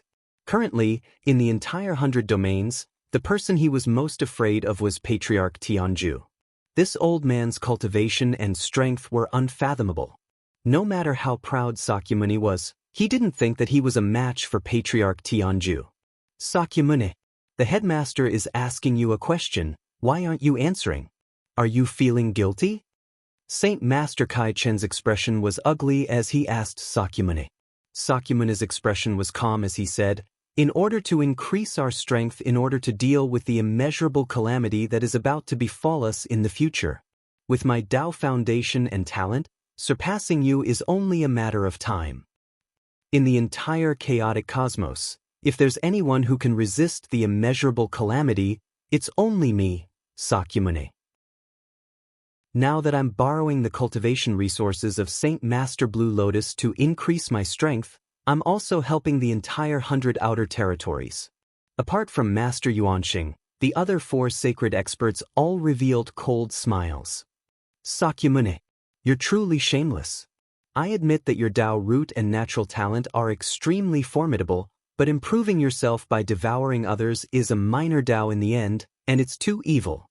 So what if you're strong? You're destined to be an evil and selfish person. Saint Master Qi Yang sneered and continued, "Now that you've done something wrong, not only are you not repentant, you're even speaking with conviction. Asking you to help the 100 outer territories and resist the immeasurable calamity? You're really making me laugh my head off. The three sacred experts Kai Chen, Qing Lei, and Qing Lian also had ugly expressions. They were all angered by Sakyamuni's arrogance. Forefather Tianju's expression was calm as if nothing could make him feel anything. He continued, "How did you enter Saint Master Blue Lotus's cave dwelling?" Sakyamuni fell silent and didn't say a word. Saint Master Blue Lotus's eyes flickered as he took a deep look at Master Yuanqing. In fact, he had already guessed that Sakyamuni entering his cave dwelling was related to Master Yuanqing. However, he didn't expose him. He was very clear that Master Yuanqing still had feelings for Sakyamuni. This time, he wanted to let Master Yuanqing see how despicable Sakyamuni's character was. With his understanding of Sakyamuni, if he were to threaten him with his life, the latter would definitely confess that he was Yuanqing's master. Master Yuanqing frowned. How could he not see the intention of Forefather Tianju's question? The latter suspected that Sakyamuni had an accomplice. Destroying a sacred expert's cave dwelling and destroying a secret realm was a great crime in the ancient Heavenly Tao Academy. He would be sent to the 99th level of the death prison. The death prison was the most terrifying prison in the ancient Heavenly Tao Academy. It imprisoned countless vicious people who had been captured by the ancient Heavenly Tao Academy's experts for countless years. Every existence imprisoned in the death prison had once committed heinous crimes. Their hands were stained with endless blood. They were all people who deserved to die. Most of the newcomers imprisoned in the death prison would have a mental breakdown and die. Even if they survived, they would often be attacked by those vicious people. It could be said that anyone who entered the death prison would not have a good ending. Even a sacred expert would not be willing to enter that place. Once Sakyamuni gave up on him, then he would be the same as Sakyamuni and would definitely be imprisoned in the death prison. Sakyamuni, I'll give you a chance. If you confess who brought you in, I'll let you go. I'll do as I say. Forefather Tianju guided him patiently, but his tone was firm. The expressions of Sacred Master Qing Lian and the others changed slightly. They naturally understood Forefather Tianju quite well. The latter was indeed a man of his word. In other words, if Sakyamuni really confessed his accomplice, wouldn't that mean that Forefather Tianju would really let Sakyamuni go? Master Yuanqing frowned and sighed in his heart. He sent a voice transmission to Sakyamuni, "Disciple, confess. Then leave the ancient Heavenly Tao Academy, the further the better. Don't come back." All the sacred masters and Forefather Tianju seemed to have sensed something and couldn't help but look at Master Yuanqing. Just now, they had naturally sensed the fluctuation of Master Yuanqing's voice transmission. However, they didn't know what the content of Master Yuanqing's voice transmission was. Sakyamuni glanced at Master Yuanqing and said in a deep voice, "I'll confess." Master Yuanqing's eyes dimmed, and a bitter smile appeared on his face. Although he had already made up his mind, seeing Sakyamuni confess so decisively, he still felt dejected and disappointed. Forefather Tianju said indifferently. Sacred Master Qing Lian, Sacred Master Qing Lei, and the other sacred masters had faces full of ridicule. They thought to themselves that this Sakyamuni was indeed an evil person without any principles. They didn't even torture him or force him to reveal his accomplice so quickly. I took advantage of the time when Sacred Master Qing Lian entered the cave abode last time and used a secret technique to secretly follow him into the cave abode. After Sacred Master Qing Lian left, I removed the concealment of my aura and began to plunder the energy of Sacred Master Qing Lian's secret realm. Sakyamuni spoke tirelessly, but it completely caused Sacred Master Qing Lian and the others to be taken aback. Master Yuanqing's originally dim eyes shot out a trace of light, and he couldn't help but look at Sakyamuni. In other words, everything was your own idea? You have to think carefully about the consequences of your words? I have always locked up those who commit such a heinous crime in the death prison to fend for themselves. Forefather Tianju reminded him meaningfully, with a faint hint of threat. Sakyamuni said calmly, "It was my decision to do this. What does Dean mean by that? Do you want me to frame others and drag others down with me?" Chapter 4786. I'm not asking you to frame others. Instead, he believes that it's impossible for you to sneak into Saint Master Azure Lotus's cave without him noticing. Patriarch Tianju's eyes flickered with wisdom as he looked down at Sakyamuni indifferently and continued, I'll give you one more chance. If you confess to being an accomplice, I can reduce your sins and not let you enter the 99th level of the death prison. Sakyamuni said with a face full of ridicule, Dean, I've said it before, I have no one to confess to. It's fine if you believe me or not. Sakyamuni, you're too presumptuous. How dare you speak to the dean in such a tone? Saint Master Qiyang berated. Sakyamuni sneered and did not say anything else. He lowered his head and thought about something. Patriarch Tianju looked deeply at Sakyamuni and said indifferently, Since that's the case, then I can only follow the Academy's rules and send you to the 99th level of the death prison. Qiang Qinglei, the two of you, send Sakyamuni to the death prison. The two Saint Masters, Qiyang and Qinglei, hurriedly stepped out and cupped their fists towards Patriarch Tianju. Then they sandwiched Sakyamuni in the middle. Sakyamuni is my disciple after all. I'm willing to compensate Azure Lotus for all his losses. Can you reduce his sins? Master Yuanxing suddenly knelt behind Patriarch Tianju and kowtowed heavily as he begged for mercy. Master Yuanxing, Sakyamuni has committed such a huge crime, yet you still have the face to plead for him? As his teacher, your responsibility is to teach him well. Not only in terms of cultivation, but also how to behave. Saint Master Azure Lotus's face was ashen, and his tone became extremely unfriendly as he berated. His cave abode and mystic realm had been destroyed, and his countless years of hard work had been destroyed. He was already in a bad mood. Now, Master Yuanxing still dared to plead for Sakyamuni. No matter how good Saint Master Blue Lotus's temper was, he finally exploded.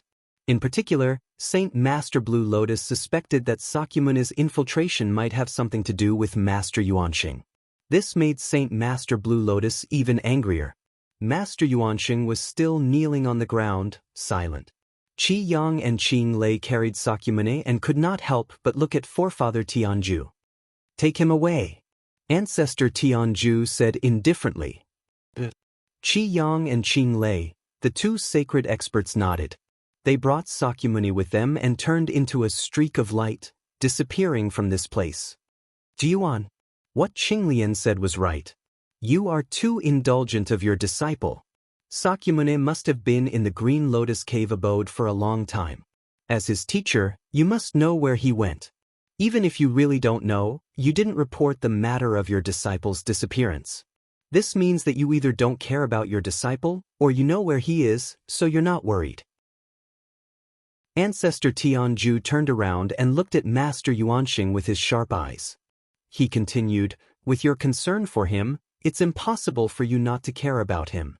So, you always knew that he was in the Green Lotus Cave abode. Master Yuanxing's heart trembled. He placed his head on the ground and said, Dean, I'm sorry, Jiuan is willing to accept the punishment. Qinglian clenched his fists tightly, the veins on his forehead popping out. As expected, it was Jiuan who helped Sakyamuni. This guy was too indulgent of Sakyamuni. Go to the Holy Cliff and reflect on your mistakes. Also, you have full authority to compensate for Qinglian's losses. Pay for the karma that you sowed yourself. After Ancestor Tianju finished speaking, he stepped lightly on the air and disappeared in front of the three sacred experts. Jiuan, aren't you going too far? Qinglian's relationship with you is the best among the 9 of them. You actually tricked him like this? Saint Master Kaichen walked over and scolded Master Yuanxing angrily. Master Yuanxing kowtowed heavily to Qinglian before standing up and saying, Qinglian, I'm sorry, the last time I came to visit. Saint Master Qinglian interrupted Master Yuanxing and said, You don't have to say any more. I've already guessed it. Sakyamuni is just a junior. It's not that easy for him to follow me and sneak into my cave abode. There must be someone helping him. It's just that what makes me very disappointed is that this person is actually you. Master Yuanxing sighed deeply, took out a golden pearl from his sleeve, and handed it to Saint Master Qinglian. This is a 50,000-year-old Dao rune crystal. I've let you down this time, and I don't expect you to accept my apology. I can't help you repair your cave abode and mystic realm. But I know that you care a lot about your appearance. This Dao rune crystal is extremely beneficial to your appearance. Master Yuansheng bowed lightly to Saint Master Qinglian again and said, "Both of you. I should go to the Saint Cliff to reflect. I'm sorry." After he finished speaking, the sacred master transformed into a ray of light and vanished from this place. 50,000-year-old Dao rune crystal? He's actually willing to give it to Ji Yuan. Kai Chen's eyes widened in shock as he stared at the golden pearl in Saint Master Qinglian's palm. The so-called Taoist rime crystallization was a special crystal formed from the power of one's own cultivation when one's cultivation was above the all-in-one realm. This kind of crystal contained the complete power of laws, and it was extremely beneficial for the 10,000 techniques coalescence realm cultivators to increase their cultivation. The older the Dao rune crystal, the richer the laws it contained, and the greater the increase in cultivation.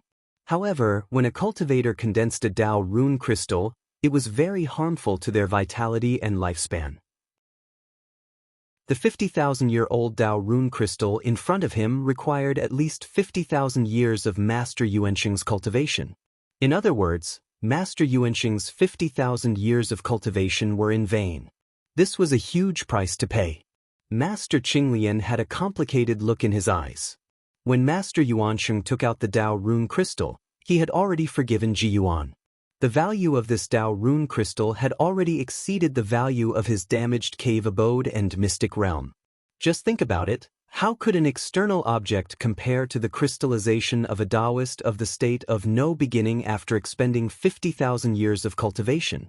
It could be said that once Ji Yuan's cultivation reached the 10,000 techniques coalescence realm and used this Dao rune crystal, he would be able to make continuous breakthroughs in just a few years. He would at least reach the heavenly Dao realm, and he might even reach the no-beginning realm. Sigh. Why did Ji Yuan have to do this? Saint Master Qinglian kept the Dao rune crystal and sighed softly. This Sakyamuni seems to be Ji Yuan's jinx. Ever since he was accepted as Ji Yuan's disciple, Ji Yuan has been in trouble. Now, he even took out the Dao rune crystal to clean up Sakyamuni's mess. Saint Master Kai Chen sighed and felt that it wasn't worth it for Master Yuansheng. We don't think it's worth it. Maybe it's worth it to Ji Yuan. Saint Master Qinglian smiled bitterly. In the northern region of the archaic Heavenly Dao Academy, in the depths of the dark void, there was a huge black hole crack. This crack seemed to have no end. It was pitch black, and one couldn't even see their own fingers. A stream of light flew over and landed in front of this black hole crack. The stream of light faded, revealing three figures. They were Saint Masters Qi Yang and Qing Lei. The two Saint Masters carried Sakyamuni and stopped in front of the black hole crack. They looked into the depths of the crack with eyes full of fear. Chapter 4787. A terrifying roar that shook the heavens and earth came from the depths of the black hole crack. Furthermore, the roar was getting closer and closer. In the blink of an eye, it appeared at the entrance of the crack. Three huge heads poked out from the crack. Upon closer inspection, these three heads looked like crows.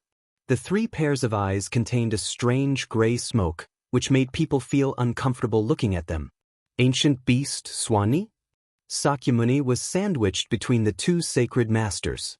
When he saw the three huge crow-like heads, his expression changed slightly. Swanee was an extremely powerful ancient beast. It liked to laugh sinisterly and fed on nightmares. Swanee's ability was very terrifying. It could control dreams and kill people in them. It was said that as long as one was killed by Swanee in a dream, they would really die in reality. So its sacred masters Qiang and Qing Lei. Swanee spoke in human language. The three pairs of eyes looked at Qiang and Qing Lei and let out a terrifying laugh. Brother Swanee, we are here on the orders of Patriarch Tianju to escort the criminal to the 99th level of the death prison. Brother Swanee, please lead the way. Sacred Master Qiang cupped his hands towards the three-headed strange bird and said politely. Swanee was an expert among the ancient beasts. It was extremely powerful and was the actual manager of the death prison. At the same time, it was also the mount of Patriarch Tianju. In the entire ancient Heavenly Tao Academy, Xuanni's strength was above the 9 sacred masters. Even sacred masters didn't dare to slight Xuanni. This little guy looks a little familiar. He seems to be called Sakyamuni, right? And sized up Sakura with a glance and asked in astonishment. Brother Xuanni has good eyesight. This evil creature is indeed Sakyamuni. For his own selfish reasons, he sneaked into sacred Master Qing Lian's cave abode and destroyed all of his cave abode and secret realm. He also wantonly plundered the energy in the secret realm. Sacred Master Qing Lei glanced coldly at Sakyamuni and said with an indignant expression, "He's quite bold. He actually dared to destroy the sacred master's cave abode and secret realm." Xuanni looked at Sakyamuni in surprise and said indifferently, "Since it's the Patriarch's order, then bring him in." Qi Yang and Qing Lei, the 2 sacred experts, bowed respectfully. They carried Sakyamuni on either side, entering the depths of the black hole crack. Inside the crack was a boundless area of gray fog. It was impossible to see what lay ahead of them. Even their divine sense was completely blocked by the surrounding gray fog. The death prison is mysterious and full of twists and turns. You might not be able to keep up with my footsteps. Just come up, I will bring you to the 99th level of the death prison.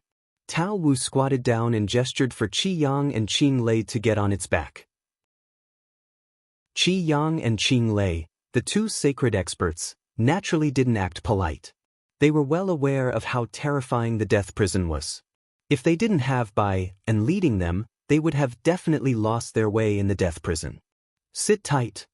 After Xuanni warned, it unfolded its wings and suddenly flew into the boundless gray mist ahead. So fast! Qi Yang and Qing Lei, the 2 sacred experts, watched as the gray mist quickly swept past their surroundings. They couldn't help but sigh in admiration at the Xuanni's terrifying speed. After an unknown amount of time, the black tortoise rushed out of the gray fog area and hovered over a huge ravine. This ravine stretched across the pitch-black starry sky. It extended to both sides as if it was endless. At the same time, crazy roars sounded from below the ravine. It was as if there were countless crazy people hidden below the ravine. "If you don't want to die, it's best if you close your eyes. Otherwise, I won't be responsible for anything that happens." Xuanni reminded them in a serious tone. Then, it swooped down without the slightest hesitation. Qi Yang, Qing Lei, and Sakyamuni naturally didn't dare to treat Xuanni's words as wind. The moment the latter rushed down the ravine, the 3 of them closed their eyes. In the darkness, waves of howling wind continuously resounded. Along with the howling wind, there were also countless strange roars. These sounds were like demonic sounds that continuously reverberated in their ears. It was as if they wanted to suck out their souls, making them feel extremely uncomfortable. However, the 3 of them remembered Xuanni's reminder. No matter what they heard, they didn't open their eyes. Soon, the howling wind disappeared. The ear-piercing and terrifying roars also disappeared. Xuanni's body also stopped falling. Instead, it landed steadily somewhere. "We're here. You can open your eyes now." Xuanni's voice sounded, causing the 3 of them to involuntarily open their eyes. "This is the 99th level of the death prison?" Qi Yang and Qing Lei looked around and realized that they were in a starry sky with resplendent stars around them. In the center of this starry sky, there was an incomparably huge black cage floating. In this black cage, there was also a figure with disheveled hair that couldn't be seen clearly. The arrival of Xuanni, Qi Yang, Qing Lei, and the others didn't attract this person's attention. The latter didn't even raise his head. Thus, up until now, countless people have been imprisoned in the 99th level of the death prison, but all of them have died. No one has left. Xuanni said with a complicated gaze. How did they die?" Saint Master Qi Yang asked curiously. Although he was a Saint Master, the death prison was the most secretive place in the ancient Heavenly Tao Academy. He had never entered it before. This was his first time. Moreover, he was able to enter the 99th level on his first try. To Saint Master Qiyang, this was considered very lucky. They were all killed by this person. Swanee pointed at the disheveled figure in the center of the starry sky and said indifferently. Qiyang and Qing Lei's pupils constricted, but they quickly calmed down. They finally understood Patriarch Tianju's intention. The latter wanted Sakyamuni to die. Although they couldn't see the exact strength of the disheveled old man in the cage, he was probably extremely strong since he could survive until now. Otherwise, it would be impossible for him to kill so many people who entered the 99th level of the death prison. After all, among the experts who could enter the 99th level of the death prison, the weakest one was a supreme expert of the heavenly law Tao or the Tao of no beginning. Otherwise, they wouldn't have the qualifications to be imprisoned here. Sakyamuni's expression changed slightly. His gaze was fixed on the figure in the cage, and his heart sank completely. Since that's the case, lock him in the cage now, Swanee said indifferently. Under Swanee's lead, the two Saint Masters, Qiyang and Qing Lei, approached the cage in the center of the starry sky. They discovered that the disheveled old man had actually fallen asleep and was snoring loudly. This guy. Qiyang and Qing Lei were completely speechless. They secretly thought that this person was really bold. He even had the mood to sleep in the 99th level of the death prison. Clang. Swanee opened the door of the cage. With a light flap of his wings, Sakyamuni, who was held by Qiyang and Qing Lei, was thrown into the cage without any resistance. Brother Swanee, we'll have to trouble you to manage this kid. We'll take our leave first. The two Saint Masters, Qiyang and Qing Lei, bid farewell and left the death prison. The death prison was simply too strange. They were indeed unwilling to stay for even a moment longer. I'll send you off. Swanee passed the door of the cage and carried Qing Lei and Qiyang out of the 99th level of the death prison. You're Sakyamuni, right? I've been waiting for you for a long time. The instant Swanee and the others left, the disheveled fellow in the cage suddenly raised his head and stared straight at Sakyamuni. Chapter 4788. Who are you? You know me? Sakyamuni narrowed his eyes and took a few steps back. He looked warily at the figure with disheveled hair. At that moment, Sakyamuni was still restrained by Ancestor Tianju's divine power and could not use much of his strength. Thinking of this, Sakyamuni's face turned gloomy. The person in front of him was at least at the stage of no beginning. Otherwise, he would not be locked in the 99th level of the death prison. In his current state, he could not fight against this person. Die! The person with disheveled hair struck out with his right palm. Countless pitch-black energy swept over and hit Sakyamuni like waves. Sakyamuni activated his divine power and the vertical mark between his eyebrows burst out with a blazing golden light that instantly lit up the entire death prison. Rumble! There was a thunderous explosion in the death prison. Sakyamuni spat out a mouthful of blood and flew out. Die! In the countless pitch-black waves, a figure appeared silently and his skinny palm landed gently on Sakyamuni's chest. Puchi! Sakyamuni spat out a mouthful of blood and smashed a huge hole in the ground of the death prison. His heart sank to the extreme. He was unwilling to accept this. Would he end his life in such a way? Tianju, you old bastard. You deserve to die. You want to kill me? If I, Sakyamuni, don't die today, I will kill you when I get out of prison. Sakyamuni roared with hatred and unwillingness. He slowly closed his eyes and waited for the person with disheveled hair to deliver the final fatal blow. Dang dang dang. Heavy footsteps were heard and Sakyamuni realized that the person did not attack him again. Instead, he stopped in front of him. Sakyamuni opened his eyes and saw a pair of pitch-black and cold eyes. The eyes were cold and contained a terrifying tyrannical intent. He realized that the person with disheveled hair was a sloppy old man. His face was thin and sunken and his cold eyes were protruding out. He looked rather ferocious. You hate Tianju a lot? The sloppy old man looked down at Sakyamuni and asked in surprise. I was imprisoned here by him, and he purposely put me in the 99th level of the death prison. He even sealed my power. Tell me, don't I hate him?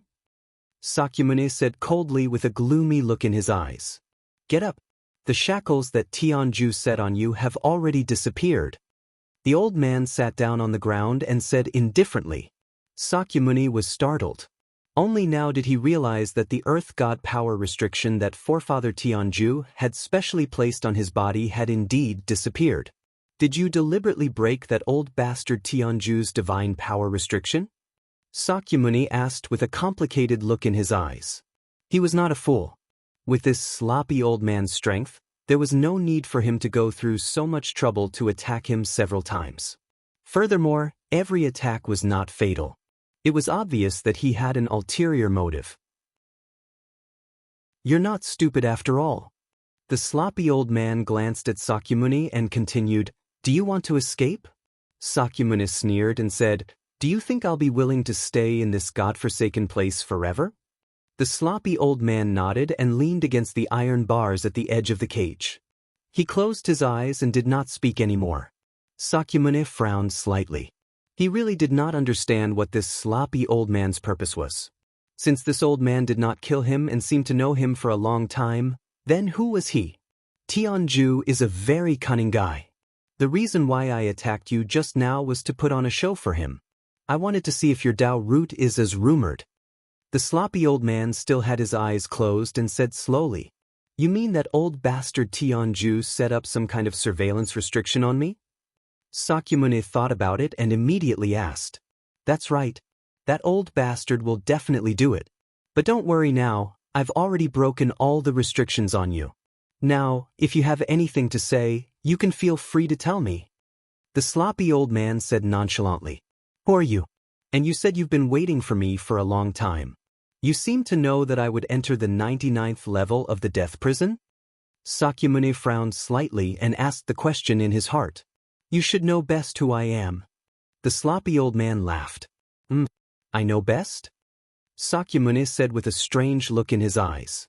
He had never seen this sloppy old man before, but the latter actually said that he knew best. He was really crazy. My name is Tao Wu. The sloppy old man suddenly opened his eyes and said indifferently, Tao Wu? Sakyamuni's pupils shrank to the size of needles as he looked at the sloppy old man in disbelief. He naturally knew who the Swani was. It was an ancient beast and the manager of this death prison. It managed countless criminals who had committed heinous crimes. However, this sloppy old man in front of him was also called Tao Wu. Could it be a coincidence? Or were they actually the same person? You don't have to be confused. I'm the ancient beast Tao Wu. To be more precise, the image in front of you is the image I constructed in your dream.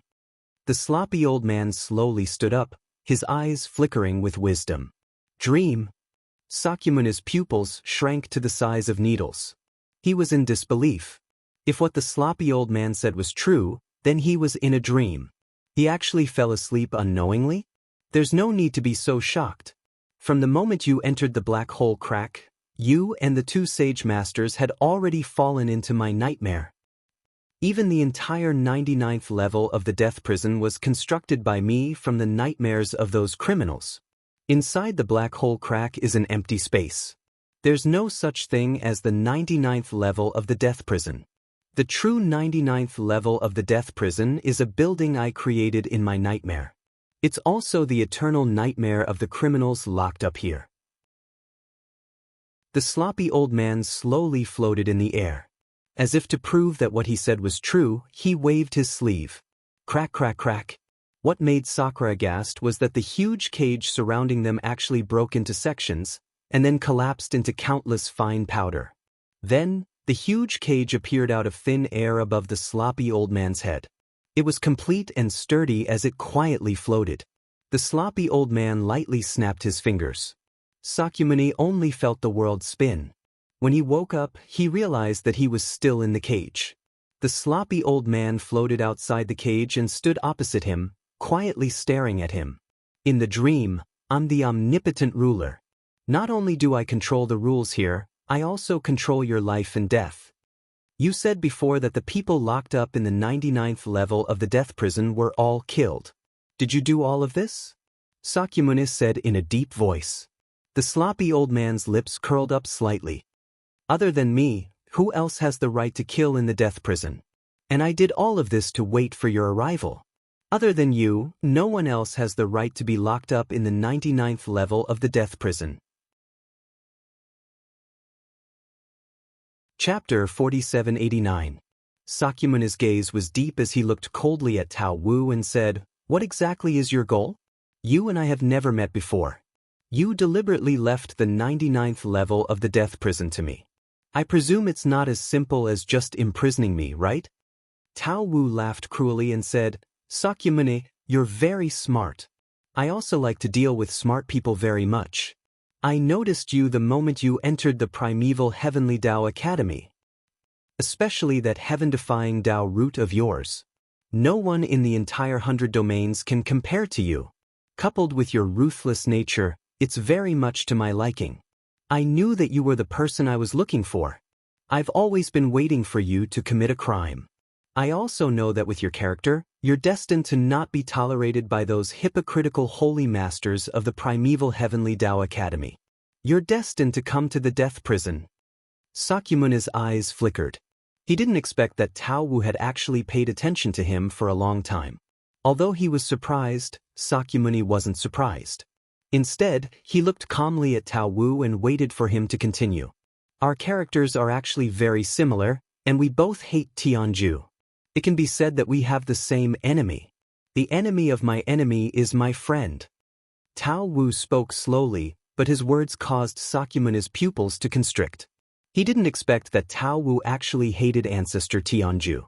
If he didn't remember wrongly, Tao Wu was Ancestor Tianju's mount. Since he was Ancestor Tianju's mount, why did he hate Ancestor Tianju? Tao Wu glanced indifferently at Sakyamuni as if he had guessed what the latter was thinking. He said indifferently, "Which mount in this world willingly becomes a mount?" Hearing this, Sakyamuni came to a sudden realization. It seemed that Tao Wu was subdued by Ancestor Tianju through some method and didn't willingly become a mount. Back then, the chaotic starry sky wasn't as lifeless as it is now. At that time, there were countless worlds, experts came forth in large numbers, and brilliant civilizations. At that time, Tianju and the other four had just established the primeval Heavenly Tao Academy, and their foundation was still very shallow. I was plotted against by Tianju, Tianyen, and the others, and was eventually forced to become Tianju's mount. For countless years, I've fought wars for them, and I've established a brilliant reputation for the primeval Heavenly Tao Academy to become a supreme power respected by all the territories. Unfortunately, when the cunning rabbit is dead, the good bough is put away. When he spoke up to this point, Bai An's eyes turned crimson red. Monstrous rage suddenly erupted from him, causing the entire death prison to tremble violently from his rage. Sakyamuni's pupils constricted as he thought to himself, "This Swanni is so strong. Not only is his strength stronger than the 9 great saint masters, he's much stronger. He's probably close to Ancestor Tianju. Old Ancestor Tianju is afraid of your strength, so he exiled you in this death prison? In the name of bestowing you the position of manager of the death prison, but in reality, you will be trapped here for eternity?" Sakyamuni's eyes flickered as he guessed. Lao Ai laughed, but the redness in his eyes became even more intense. He said crazily, "I was tricked into coming here by him. This black hole crack is a naturally dangerous place. There's a space inside, and outside the space, there's an endless imprisoning power. These imprisoning powers were set up by Tianyen before he died. It's also Tianyen's masterpiece. It can even trap an ancient god, let alone me. What's laughable is that I thought Tianju was really rewarding me. At that time, I was even grateful to him, but I didn't expect." Sakyamuni looked at Swanni, who had almost fallen into madness, and sighed softly in his heart. It seemed that Swanni was also a pitiful fellow. However, if it was him, he might have made the same choice as old Ancestor Tianju. He would naturally be wary of a mount that was as strong as him and had an evil nature. He might even plot to kill Swanni to prevent future troubles. At least old Ancestor Tianju didn't go too far. He only imprisoned Swanni here for eternity. "Senior Swanni, you're much stronger than me, but you can't break free from this death prison, So it's even more impossible for me. Sakyamuni shook his head and smiled bitterly. Swanee gradually regained his calm and said indifferently, "Who asked you to break free from this death prison now? You're too weak now. Not to mention breaking free from the entire death prison, you can't even break free from my dream." "Then what do you mean?" Sakyamuni seemed to have thought of something. "Just as you think, I'll help you improve your cultivation. As long as your cultivation breaks through to the immemorial God realm, then there's hope of breaking free from the imprisonment of this death prison." Swanee said in a deep voice. "Immemorial God?" Sakyamuni's eyes widened slightly, but he quickly revealed a bitter smile. He felt that Swanee was really dreaming. In terms of talent, he believed that no one in the 100 domains could compare to him. However, he still felt that it was very unlikely for him to reach the immemorial God realm. Especially after stepping into the no-beginning realm, Sakyamuni felt more and more how difficult it would be to cultivate in the future. Especially in the no-beginning realm. Every small step was a huge change. Of course, the difficulty was also extremely high. Even if Sakyamuni was extremely confident in his talent, it would probably take him thousands of years to reach the peak of the no-beginning realm from the early stage of the no-beginning realm. Moreover, this was already considered fast. If he was slow, he might not be able to reach the peak of the no-beginning realm in tens of thousands of years or even hundreds of thousands of years. Don't worry. During this period of time in the death prison, I will personally guide you. Moreover, I will constantly simulate true experts of the no-beginning realm in your dream to fight with you. Moreover, it will be a battle of life and death. For countless years, I've been conquering the chaotic stars and have seen countless brilliant geniuses and experts. And these experts will all become your food, stepping stones on your path to becoming an expert. Swanee glanced at Sakyamuni and said calmly. Hearing this, Sakyamuni revealed a look of excitement. Although he didn't know Swanee's exact realm, he knew that Swanee was definitely much stronger than him. "Senior Swanee, you said that as long as I break through to the primordial God realm, I can break through this space. Can you?" Sakyamuni's eyes flickered as he asked in a deep voice. "There's no harm in telling you. I'm half a step into the primordial God realm. Unfortunately, there's still a gap between me and the primordial God realm. Moreover, I know that with my talent, half a step into the primordial God realm is already the limit. But you're different. With your Tao root and talent, there's a great chance of you stepping into the primordial God realm. Because your talent is even stronger than Tianju back then." Swanee looked at Sakyamuni with bright eyes. The corners of his mouth curled up slightly, and his face was full of excitement. Sakyamuni's heart trembled. It seemed that Swanee was indeed not simple. He was actually half a step into the primordial God realm.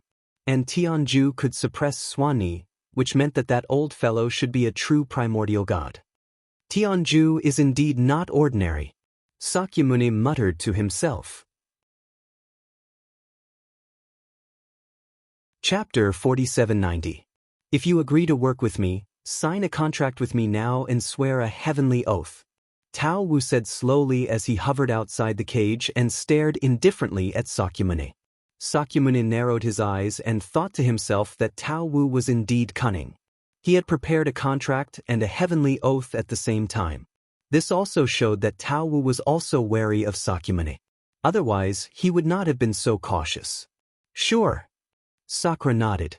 Now that the situation was stronger than him, he had no other choice but to cooperate with Bien. Moreover, his cooperation with Bai En was simply beneficial. After all, they both had a common enemy, which was old ancestor Tianju. Seeing Sakura agree, Bai En revealed a trace of a smile at the corner of his mouth.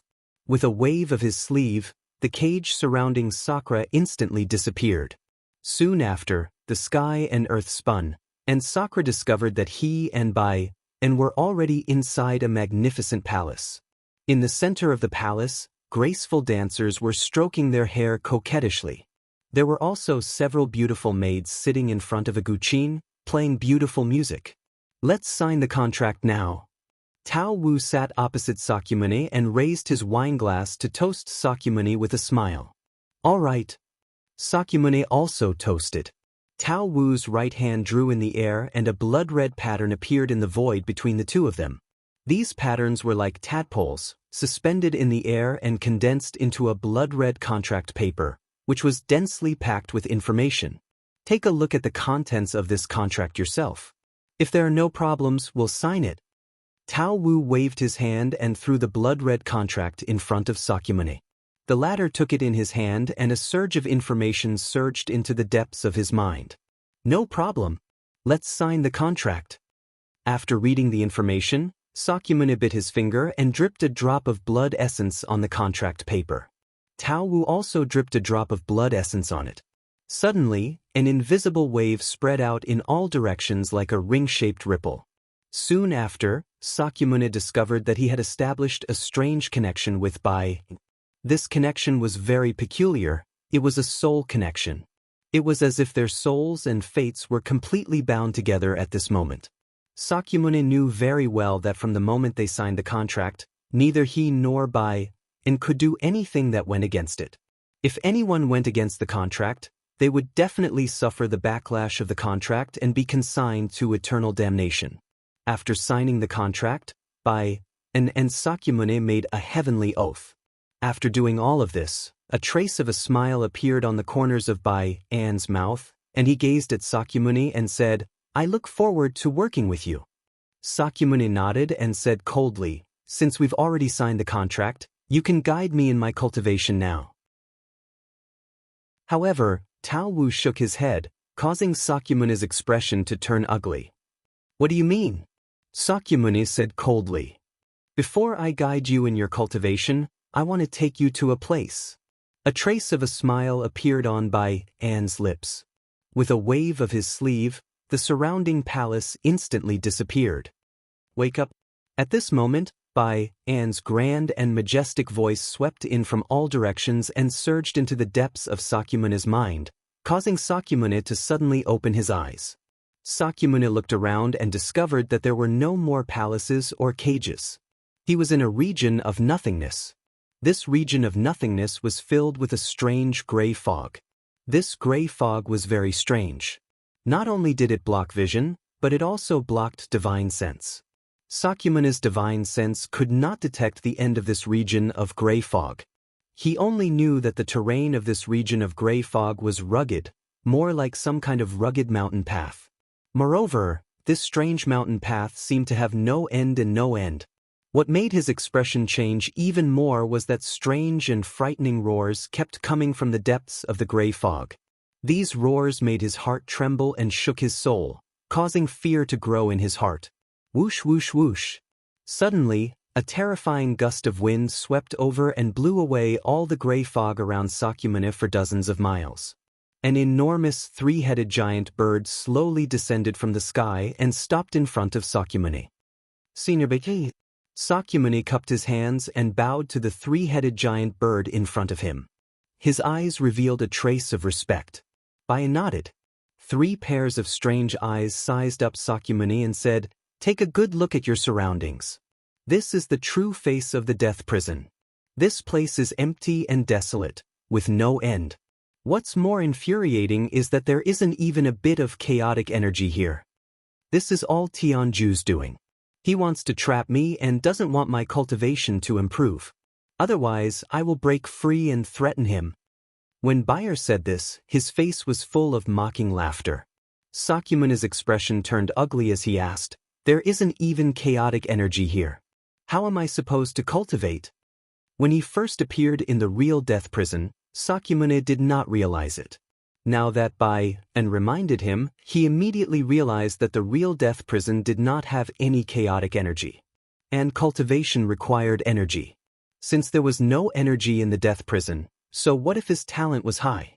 He would not be able to improve his cultivation, let alone leave the death prison. Bai An's expression was calm as he said, "Don't worry, I didn't cheat you. Didn't I say it before? Before I guide you in your cultivation, I will bring you to a place. Come up now, I will bring you there now." As he said that, Bai slowly squatted down and signaled Sakyamuni to go up. Although Sakyamuni was full of doubts, he knew that he could only trust Bai now. Sakyamuni took a step forward and landed on Anne's back. And spread his wings and soared into the sky. In an instant he rushed into the gray fog. What made Sakura astonished was that no matter how high the and flew, that gray fog was like a maggot in the tarsal bone. It couldn't be shaken off at all, and it was always lingering around them. And seemed to be used to this. He spread his wings and quickly flew into the depths of the gray fog. During this time, he changed directions several times. Sakyamuni later realized that when and changed directions several times, there was a huge mountain peak in front of him. After an unknown amount of time, it seemed like a long time, but also like a short time. Sakyamuni realized that and was descending and his speed was much slower. This is a lake? As and continued to descend, although the scenery below was covered by the gray fog, Sakyamuni could see more clearly. He was surprised to find that there was a vast lake below him, and around the lake stood numerous snowy peaks. What shocked Sakyamuni the most was that the lake was gray, and the snow on the surrounding snowy peaks was also gray. It was as if the entire world had sunk into gray.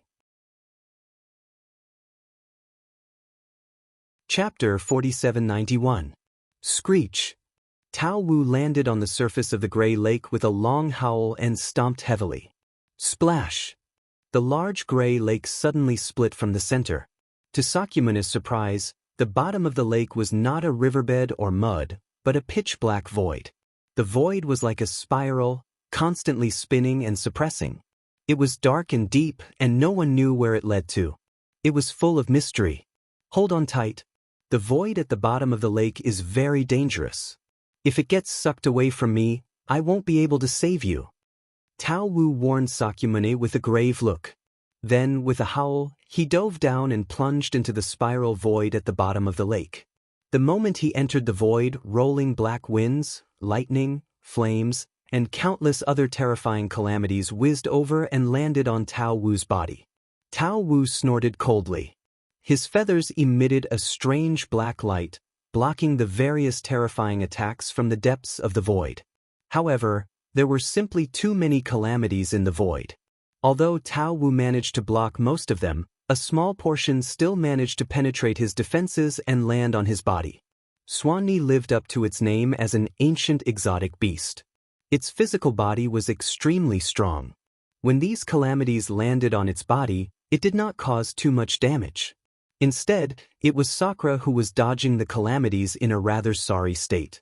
The vertical mark between his brows even spewed out a dazzling golden light that covered the surface of his entire body to resist the calamity energy that was blasting over. As he went deeper, Sakyamuni became more and more miserable. His body was covered in wounds, and he kept vomiting blood. Even Tao Wu suffered some minor injuries. "Senior Tao Wu, are we not there yet?" Sakyamuni asked in a low voice, clutching the feathers on Tao Wu's back tightly and suppressing his terrible injuries. "We'll be there soon. Hold on." Tao Wu's eyes were grave. He let out an earth-shattering howl, and his speed suddenly increased. He passed through the calamities in the void and rushed into a huge ball of light in the depths. Bang! Sakyamuni could no longer support herself when Tao Wu landed on the flat ground inside the sphere of light. She fell off Tao Wu's back and onto the ground. After struggling to get up, Sakyamuni was shocked to find that he was inside a sphere formed by endless light. Outside the sphere of light, countless calamities flew about without restraint, constantly bombarding the sphere of light. However, they were unable to cause any damage to the sphere of light. Sakyamuni raised his head and was shocked to find a golden coffin floating in the middle of the ball of light. At that moment, the lid of the coffin opened and rays of golden light erupted from the coffin. The golden light surged out and spread out, forming a golden sphere. "Is that a person?" Sakura stepped on the ground and hovered above the coffin. He looked down at the inside of the coffin and realized that there was a handsome young man lying quietly inside the coffin. The young man's eyes were slightly closed. His skin was as bright and clear as glass, as if he had skin of ice and bones of jade. In particular, the aura emanating from his body was frightening. "This person is very strong." He's much stronger than Tao Wu and even ancestor Tianju. Sakyamuni was shocked. He was completely stunned by the young man's powerful aura. Soon, he noticed that there was a fist-sized wound on the young man's chest. It should have been punched through by someone. What was even more strange was that there was still billowing black energy left in the wound. He felt a strong demonic aura in the black energy. This demonic aura was definitely something he had never seen or heard of before. Sakyamuni had embarked on the path of cultivation. Up until now, he had fought countless experts and encountered countless powerful demonic cultivators. However, no demonic power of demonic cultivators could be compared to the black energy in the young man's chest. There was no doubt that the black energy in the young man's chest was far more powerful than any demonic cultivator's demonic power in the chaotic stars. Who is he? Indra raised his head, looked at Bien and asked in a deep voice. You should know the origins of the immemorial Heavenly Tao Academy, right? Tao Wu said indifferently. Sakyamuni was startled and nodded. From the day he entered the immemorial Heavenly Tao Academy, Master Yuanxing had told him about the origins of the immemorial Heavenly Tao Academy. The immemorial Heavenly Tao Academy originated from a primordial god who had fallen from the primordial star system. After this primordial god fell into the 100 domains of the outer realm, he was on the verge of death. Before he died, this primordial god took in 5 disciples. After taking in these 5 disciples, the primordial god disappeared without a trace. No one knew where he went. Those 5 disciples founded the immemorial Heavenly Tao Academy and became the 5 ancestors of the immemorial Heavenly Tao Academy. Tianju was one of those 5 disciples and the only remaining 5 ancestors. Of course, Sakyamuni also knew that the immemorial Heavenly Tao Academy had praised this primordial god to the heavens in order to set off the greatness of the 5 ancestors and the extraordinary origin of the immemorial Heavenly Tao Academy. It was even said that this primordial god had united the 100 domains of the outer realm and passed down his teachings. Sakyamuni was naturally skeptical of this statement. According to what he knew, the formation of the 100 domains of the outer realm had nothing to do with this primordial god. It was completely due to the immeasurable calamity. This person is the primordial god who had fallen in the immemorial Heavenly Tao Academy. Tao Wu said indifferently. Sakyamuni's pupils constricted and his heart was filled with shock. He couldn't help but exclaim, "Is that true?" Of course, in the 100 domains of the outer realm, what kind of expert do you think can have such a powerful aura after death? Even an expert with a boundless Tao wouldn't be able to. Only a primordial god can have an eternal body and an aura that doesn't dissipate. Tao Wu said indifferently. Sakyamuni's heart was still not calm. He said in a deep voice, "In other words, this is the master of the 5 ancestors of the immemorial Heavenly Tao Academy. Why did he die here?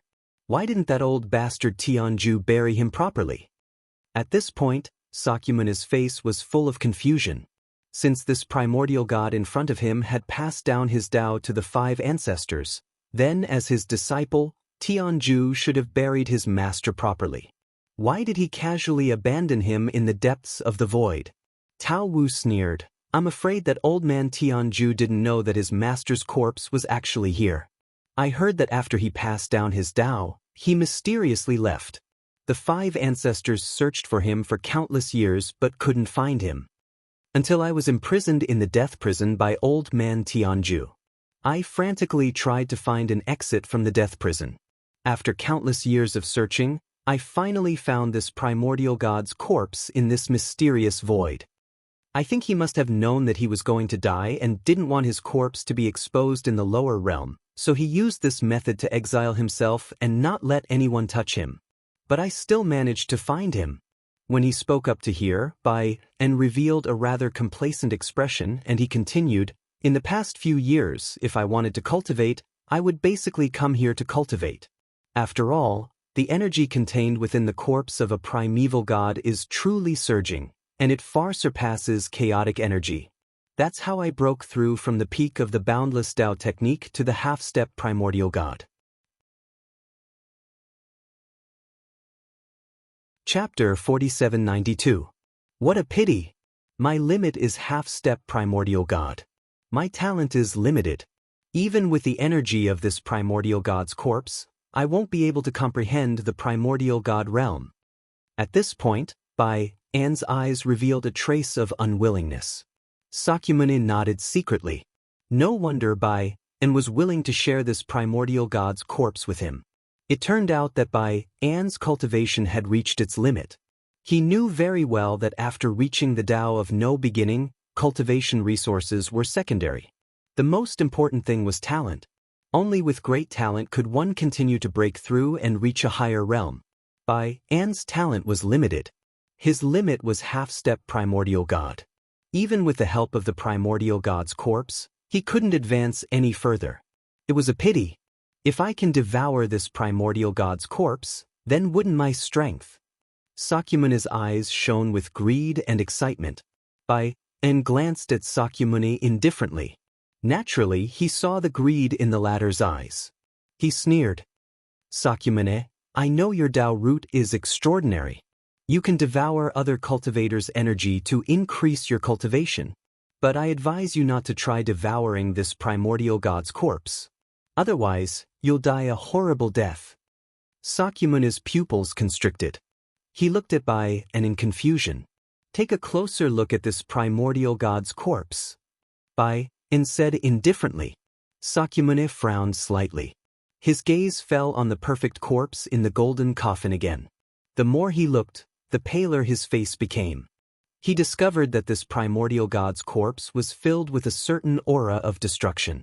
This aura of destruction wasn't targeted at the body or the soul. It was targeted at the laws and Tao laws.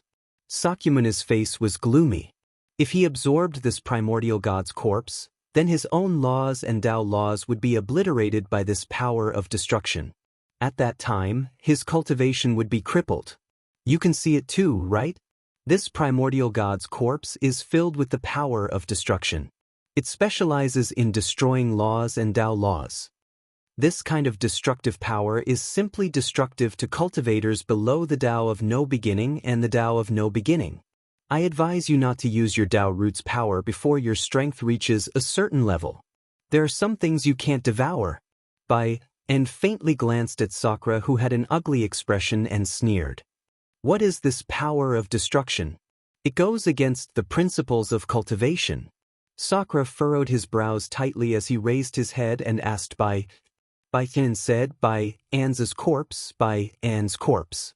They're above all, they're supreme beings, and they're the ones who set the rules. As for us living beings of the primal chaos starry sky, we are merely people who abide by the rules.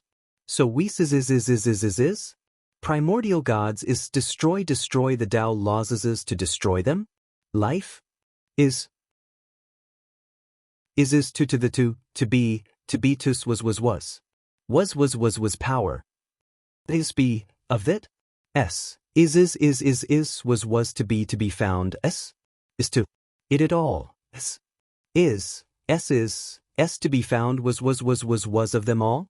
The strong had always been the ones who set the rules, and only the weak would choose to obey the rules. Primordial gods possessed the power to destroy the Tao laws and set the rules, so they were absolute experts. How laughable! I thought I was strong and possessed peerless natural talent. I never expected that I'm just a pitiful weakling. The saddest part is that I don't even know that I'm weak, and I thought I was strong enough. Sakyamuni shook his head and laughed bitterly. He'd been arrogant before he'd seen the corpse of the primordial god, and he'd thought that there were few in the world that could defeat him.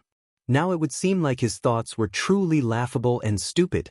Don't utilize your ancestral Tao root until you've comprehended the energy of the laws of destruction. I won't be able to save you if you die. For the next period of time, you can stay here and cultivate. The energy emanated by this corpse is of a much higher level than chaotic energy. It's unimaginably beneficial to your cultivation. Ian flapped his wings and flashed out of the ball of light. I still have to manage the death prison. Tianju will notice if I leave for too long. If anything happens, immediately notify me through the contract. And warned, and then he leaped up, causing a terrifying gale as he instantly vanished. After and left, Sakyamuni circled around the golden coffin and carefully observed it. He wasn't in a hurry to cultivate, and he intended to first familiarize himself with the environment within the ball of light and see if he could discover anything. Suddenly, Sakyamuni stopped at the top of the coffin, and his eyes fell onto the lower left side of the corpse's head. He noticed a line of small words. This line of small words wasn't large, and it was impossible to notice if one didn't look carefully. Moreover, this line of small words was isolated by some sort of energy, and it was difficult to recognize even with divine sense. One could only search for it with the naked eye. My name is Julian, the son of the constellation god of Zhen constellation. I fought a great battle with the 10 high-grade primordial sky fiends, killed 7 of them, and injured 3 of them. In the end, I was no match for them and perished from the primeval star system. How detestable! I swore a great vow to destroy the sky fiends, but I died before I could fulfill my vow. There weren't many words, but each one was sharp and revealed monstrous hatred and unwillingness.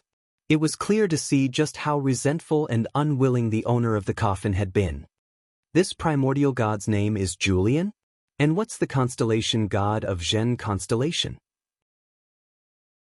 Sakyamuni muttered to himself, his gaze falling on the primordial sky fiend behind the coffin. His interest was piqued. He'd always believed that the primordial gods were lofty existences who resided in the primeval star system and ruled over all.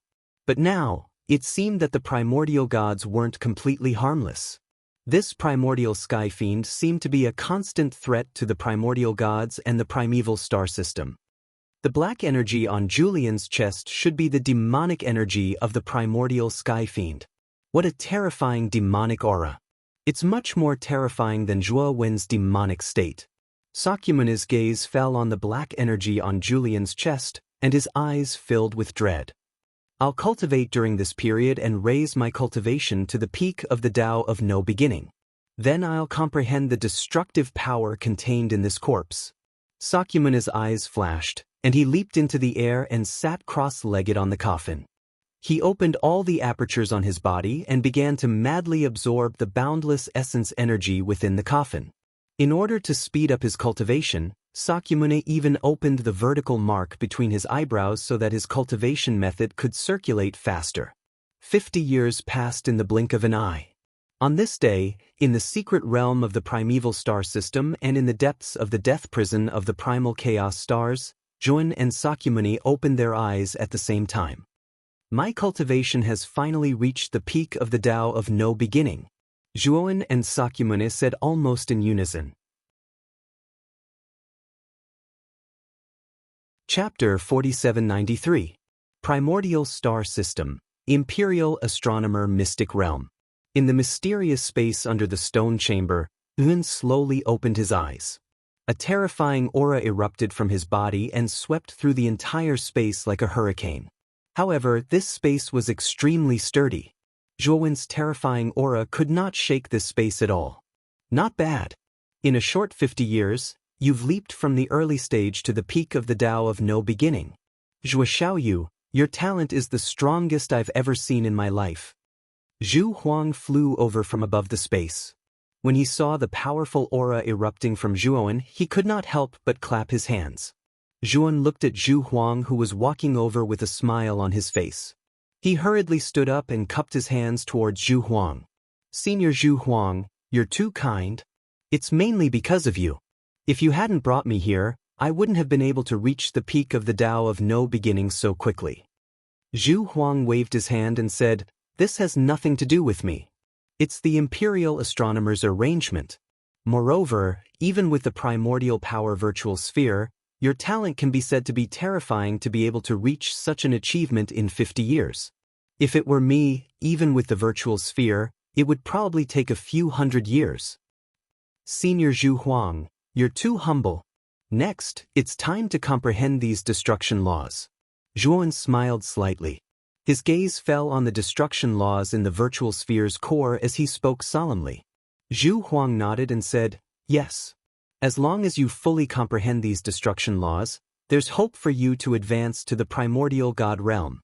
Of course, during the period of your comprehension, I'll always stay by your side and help you answer any questions. I'll help you comprehend faster. Hearing this, Yuan cupped his fists towards Zhu Huang and said gratefully, "Thank you, Senior Zhu Huang. Let's begin. If you have any questions, you can ask me directly." Zhu Huang smiled. Yuan nodded and sat cross-legged in front of the virtual sphere. His eyes fell on the destruction laws in the sphere. After carefully observing it, Yuan slowly closed his eyes and began to carefully sense the aura and fluctuations of the laws of annihilation within the sphere in order to grasp the pattern within. Time gradually passed. Yuan sat cross-legged in front of the virtual sphere, unmoving like a mountain. His aura became increasingly mysterious and powerful. Cultivation knew no time. Another 20 years passed in the blink of an eye. Zhuowen's eyes snapped open as a destructive presence surged out from his body. It swept out in all directions like a wave. Kakaka. The surrounding space was riddled with holes the moment it came into contact with the destructive aura. It was like a piece of cloth being cut by a sharp blade. Opposite Zhuan, Zhu Huang also opened his eyes and looked at the former with emotion. He did not expect that Zhuowen actually already grasped the threshold of annihilation law so quickly. Although Zhuowen was still a long way from completely grasping the laws of annihilation, it meant that it was only a matter of time before Zhuowen completely grasped the laws of annihilation. So this is the power of the laws of annihilation. It's really amazing. Zhuowen's eyes revealed a look of enlightenment. He waved his right hand in the air and the entire space was destroyed. The countless laws in the surroundings also collapsed. Moreover, if Zhuan wanted to, he could even recombine the destruction laws and form a new power of laws. It could be said that he already possessed a certain level of power of the laws of annihilation. The more Zhuowen comprehended the power of the laws of annihilation, the more he felt that this power was powerful and terrifying. He had a feeling that if he completely grasped this strength, then he would only need to utter a single word to deal with any expert that possessed the Tao of no beginning to be able to forcefully blast that expert into powder. This was not a disparity in power, but a huge disparity in level. You crossed the threshold of annihilation law in 20 years. You really surprised me. Zhu Huang looked at Zhuan with bright eyes and continued, "You should be a half-step Archean god now. You're not far from the true Archean god stage." Zhuan nodded. Just as he was about to continue comprehending the virtual ball, the entire divine mountain suddenly shook violently. What's going on? Zhuowen's face was full of surprise. Zhu Huang also had a strange expression and said, "I'll go out and take a look." With that, Zhu Huang took a step forward and turned into a golden light that disappeared from this space. Zhuan did not take it to heart. However, as time passed, he realized that the tremors were becoming more and more intense. Moreover, it was not just the divine mountain but the entire secret realm. The secret realm is shaking. What's going on? Zhuowen's pupils constricted and his heart gradually sank. This secret realm was personally built by the imperial astronomer and the space was extremely stable. Logically speaking, such tremors should not have occurred. Rumble. Suddenly, Zhuowen discovered that the entire divine mountain had been split in half. The space hidden within the divine mountain was completely exposed to the outside world. Zhuowen looked outside through the space barrier and his pupils involuntarily constricted. In the entire secret realm, huge and terrifying meteorites fell from the sky, and cracks appeared in the space at the edge of the secret realm. The ground cracked and a sea of blood surged. The giant island collapsed and countless living beings were plunged into misery and suffering. A golden light swept over and appeared in this space, landing in front of Zhuan. "Senior Zhu Huang. What's going on?" Zhuowen's eyes flashed and he asked in a low voice. Zhu Huang's expression was solemn as he said, "The entire secret realm is collapsing. In less than 6 hours, this secret realm will be completely destroyed." Why is the secret realm collapsing? What about the imperial astronomer? Zhuowen's expression changed drastically. Zhu Huang shook his head and said solemnly, "I don't know the exact reason, but I think the imperial astronomer is in trouble. Otherwise, it's impossible for her secret realm to collapse. Moreover, She didn't even appear to deal with the problem after the secret realm collapsed. This isn't her style. Zhuan said in a low voice. It seems like now isn't the time to cultivate. We have to leave the secret realm and see what's going on with the imperial astronomer. Zhu Huang nodded when he heard this. He had the same intention. Senior Zhu Huang, can you bring the people from the giant island with you before you leave? Zhuowen said in a low voice as he looked at the destroyed cities and the countless living beings running for their lives on the giant island. He saw Shi Han, Shi Chang, and other familiar faces running for their lives in Yin and Yang City. Zhu Huang shook his head and said, I can bring them with me, but I don't have a place for them. I have a place. I have a living space with me called the Great World. Bring them with you and put them in my Great World. Zhuowen said in a low voice. Zhu Huang nodded and said, if that's the case, I'll bring them with me. Zhu Huang was decisive. After he agreed, he waved his sleeve and a terrifying divine power instantly spread across the entire giant island. Chapter 4794. At this moment, Yin Yang City was in complete chaos. When the giant island crumbled, a terrifying earthquake struck. Countless mutated beasts fled in all directions. Many cultivators in Liangyi City were terrified like headless flies as they fled in panic. Many cultivators were either trampled to death by strange beasts, fell into the cracks in the ground, never to climb out again, or fell into the blood sea and were devoured by countless blood sea monsters. Shi Han led Shi Chang, Yang Zue, and Yu Hong as they fled with fear in their eyes. Sect Master Shi Han. Suddenly, a loud voice rang out. Shi Han turned to look and saw City Lord Gong Jinghuan leading the elites of the City Lord's estate over. City Lord, what the hell is going on? Why is there such a terrifying earthquake on the giant island? Shi Han asked worriedly. Gong Jinghuan's expression was ugly. He pointed at the sky and said, look over there.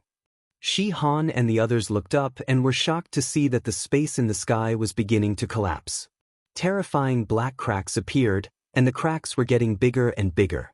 Countless calamities surged out of those holes and began to pour into this world in a frenzy. Every calamity made Gong Jinghuan, Shi Han, and the others shudder with fear. There might be a problem in our world. Even the sacred mountain can't protect us. Or rather, this world is collapsing.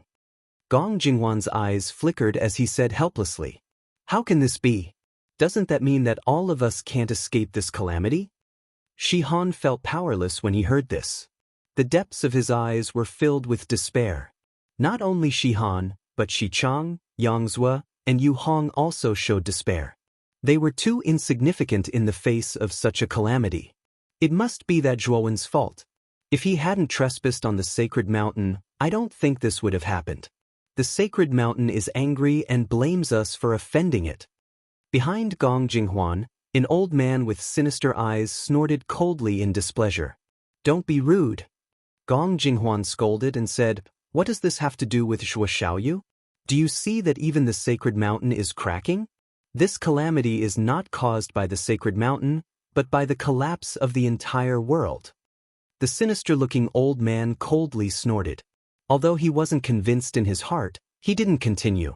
In the end, he was still afraid of Gong Jinghuan's prestige. Boom, boom. Suddenly, a terrifyingly huge meteor descended from the horizon, crashing heavily into Yin Yang City. In an instant, nearly half of Yin and Yang City was destroyed. Countless cultivators died in the terrifying explosions. Gong Jinghuan, Shi Han, and the others were lucky. They were at the edge of Yin and Yang City, so they weren't hit by the meteorite's power and survived. However, they were still blasted away by the terrifying shockwaves. Especially Shi Chang, Yang Zue, and the others with weaker cultivations. They directly spat out mouthfuls of blood and suffered heavy injuries. It's over. The entire world is finished. Even if we escape, where can we escape to? The despair in Shi Han's eyes deepened as he muttered to himself helplessly. Gong Jinghuan and a group of people from the city lord's mansion also sighed endlessly. They no longer ran away. Boom. Suddenly, another huge meteor descended from the sky. It tore through countless spaces and exploded with endless laws as it fell directly above Gong Jinghuan, Shihan, and the others. Gong Jinghuan slowly closed his eyes as he softly muttered, "Everyone will die in the end." Shihan tightly held Shichang, Yangzhou, and Yu Hong's hands as he closed his eyes and calmly faced death. When the meteor finally fell, Gong Jinghuan, Shihan, and the others felt the world spin. It was as if they were forcefully pushed to an extremely distant place by some kind of force. We didn't die?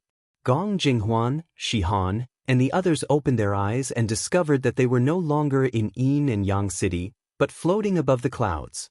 Two figures stood before them. One was a gentle and refined middle-aged scholar, and the other was a black-robed young man. They had never seen the middle-aged scholar before, so they were unfamiliar with him. However, they were all too familiar with the black-robed young man. Zhuowen? Shihan, Gong Jinghuan, and the others cried out in surprise and revealed the black-robed young man's identity. The two people in front of them were Zhu Huang and Zhu. After receiving Zhuowen's request, Zhu Huang had used his divine power to save all the living beings on the giant island. Apart from Gong Jinghuan, Shihan, and the others, there were many other living beings on the giant island above the clouds. City Lord Gong, Sect Master Shi. Long time no see. Zhuan smiled faintly. Zhuan, ever since you went to the Divine Mountain, we haven't heard from you. Where have you been? Shihan hurriedly asked. I've always been on the Divine Mountain. I've been cultivating with Senior Zhu Huang. Zhuan pointed at the middle-aged scholar beside him. Shihan asked in surprise. I'm the master of the Divine Mountain you speak of. My name is Zhu Huang. For countless years, the giant island has been under my protection. That's why it has survived until now. Zhu Huang said indifferently. You're the master of the Divine Mountain? Gong Jinghuan, Shihan, and the others were dumbfounded. They immediately knelt on the ground. Greetings, Master of the Divine Mountain. We have offended you just now. Please forgive us. Gong Jinghuan hurriedly knelt on the ground and kowtowed heavily to Zhu Huang. His eyes were full of respect. With Gong Jinghuan as an example, Shihan, Shichang, and the others also knelt and kowtowed. However, their hearts were filled with shock. They secretly wondered how Zhuowen had managed to get along so well with the master of the Divine Mountain. Moreover, it seemed like the two of them had a good relationship. Zhuo Xiaoyu, release your great world. Zhu Huang ignored them and looked at Zhuowen. Zhuowen nodded and waved his sleeve. A huge whirlpool appeared in front of everyone. Everyone, this world is about to collapse. If you don't leave, you will disappear along with this world. Now, Senior Zhu Huang and I plan to leave this place. We can't bear to see you die, so we plan to take you with us. Zhuowen continued in a deep voice, this is the entrance to my great world. If you're willing to come with us, then go in immediately. If you're unwilling, then don't go in. Time is of the essence. We can't delay any longer. Gong Jinghuan, Shihan, and the others looked at each other. They also saw the densely packed figures above the clouds and knew that they were the other cultivators on the giant island. Zhuo Xiaoyu, I believe in you. I'll go with you. Shihan smiled and led Shichang, Yangzhou, and Yu Hong into the whirlpool. I believe in you too. Gong Jinghuan smiled and followed him in. With Shihan and Gong Jinghuan taking the lead, the other beings in the clouds also believed in Zhuowen and used their movement techniques to enter the great world. When the old man following Gong Jinghuan was about to step into the whirlpool, he was stopped by Zhun. Why are you stopping me? The old man questioned Zhuowen with an unfriendly gaze. Don't you know that I'm stopping you? Scram. Zhuowen shouted coldly and waved his sleeve, blasting the old man down the clouds and into the collapsing great world. This old man was talking behind his back and slandering him. Zhuowen naturally heard it. Zhuowen naturally wouldn't save such a despicable person. Chapter 4795. Boom. A terrifying explosion resounded in the secret realm. Then, the huge secret realm could not withstand it and broke into pieces. Countless Dharma laws and Tao laws were shattered, forming a terrifying disaster and destructive force that devoured the whole world. Go! Zhu Huang's expression changed slightly. With a wave of his sleeve, he wrapped Zhuan and turned into a golden light, disappearing from the secret realm. A crimson gold cyclone appeared out of thin air in an ancient room, and Zhu Huang carried Zhuan as he flashed out of the crimson gold cyclone. The room was very big with 7 or 8 rooms. In the center was a huge living room. Zhu Huang and Zhuan were in the living room. In front of the living room, there were 2 armchairs as the main seats. On top of them was a huge banner with the word "You" written on it. This room was the cave residence of the Imperial Astronomer Temple. Brother Zhua, you also came out of the secret realm? As soon as Zhuan appeared in the room, a familiar voice sounded. Zhuan looked in the direction of the voice and saw a fat man walking towards him with a smile on his face in the front of the living room. Brother Ma, I was forced to come out. By the way, where is the Imperial Astronomer? Zhuan said with a wry smile. The Imperial Astronomer went out and hasn't come back yet. By the way, you said you were forced to come out. What happened? Ma Yujie said in surprise. Zhuan didn't conceal anything either. He recounted everything that happened in the mystic realm in full detail. What? The secret realm collapsed? I'm afraid the Imperial Astronomer is in danger. Ma Yujie's expression changed greatly. What do you mean? Zhuan's pupils shrank and he asked in surprise. Zhua Xiaoyu. You don't know, but the Imperial Astronomer is connected to her secret realm. She controls many secret realms. If she is injured, the secret realm will also be affected. Our secret realm collapsed. I'm afraid the Imperial Astronomer was seriously injured. Zhu Huang said with a slightly changed expression. Zhuan's face darkened. He looked at Ma Yujie and said, Brother Ma, where did the Imperial Astronomer go? And when did he go out? Ma Yujie's brows slightly knitted. He said, I came out of the secret realm half a year earlier than you. During this time I have been following Imperial Astronomer Darren to learn a lot of things. Half a month ago, she suddenly said that she had something to do and handed the temple to me. I don't know where the Imperial Astronomer went either. Oh right, the Imperial Astronomer gave me a jade slip to contact her. I'll use it to contact her. With that said, Ma Yujie took out a jade slip from his body. After using his divine sense to engrave a message on it, he immediately sent it out. After waiting for a long time, there was no reply from the jade slip. What's going on? Why hasn't the Imperial Astronomer replied yet? Back then, she had said that if he used this jade slip to send her a message, she would definitely reply. Ma Yujie said anxiously. Zhuan paced back and forth in the drawing room, his brows knitted together as he spoke heavily. Something must have happened to Imperial Astronomer Darren. We must go find her. While speaking, Zhuan looked at Ma Yujie and said, Ma Xiong, do you know how to get out of this temple? Ma Yujie nodded and said, Of course I know. In that half a year, I learned a lot about the structure and usage of the cave from the Imperial Astronomer Darren. Of course I know. Follow me. With that, Ma Yujie led the way. The moment he stepped out of the main hall, the space distorted, and Zhuan felt that the sky and earth were spinning. When he opened his eyes again, he was once again on that strange street. Behind them was the temple that was as tall as a person. However, in the temple, the statue wearing the Tengu mask had disappeared. The things in the shops on both sides of the street were also gone. Zhuan looked at the 2 sides of the street and found that there was nothing there. Those strange creatures from before had all disappeared, making Zhuan feel quite surprised. Suddenly, at the end of the street, there came the sound of dense footsteps, which were quickly coming this way. Someone was coming this way. Ma Yujie's eyes focused and immediately became vigilant. Zhuan's eyes were solemn, and he said in a low voice, This aura is the devil aura of the immemorial heavenly demon. Zhuan had come into contact with too many immemorial heavenly demons, and in his own devil domain, there was an extremely terrifying immemorial heavenly demon's demon infant. He was much more sensitive to the aura of the immemorial heavenly demon than Ma Yujie and Zhu Huang. How could it be? Crossing Sun Star City was the territory of the immemorial gods. How could there be the aura of the immemorial heavenly demon? Ma Yujie and Zhu Huang's expressions changed greatly.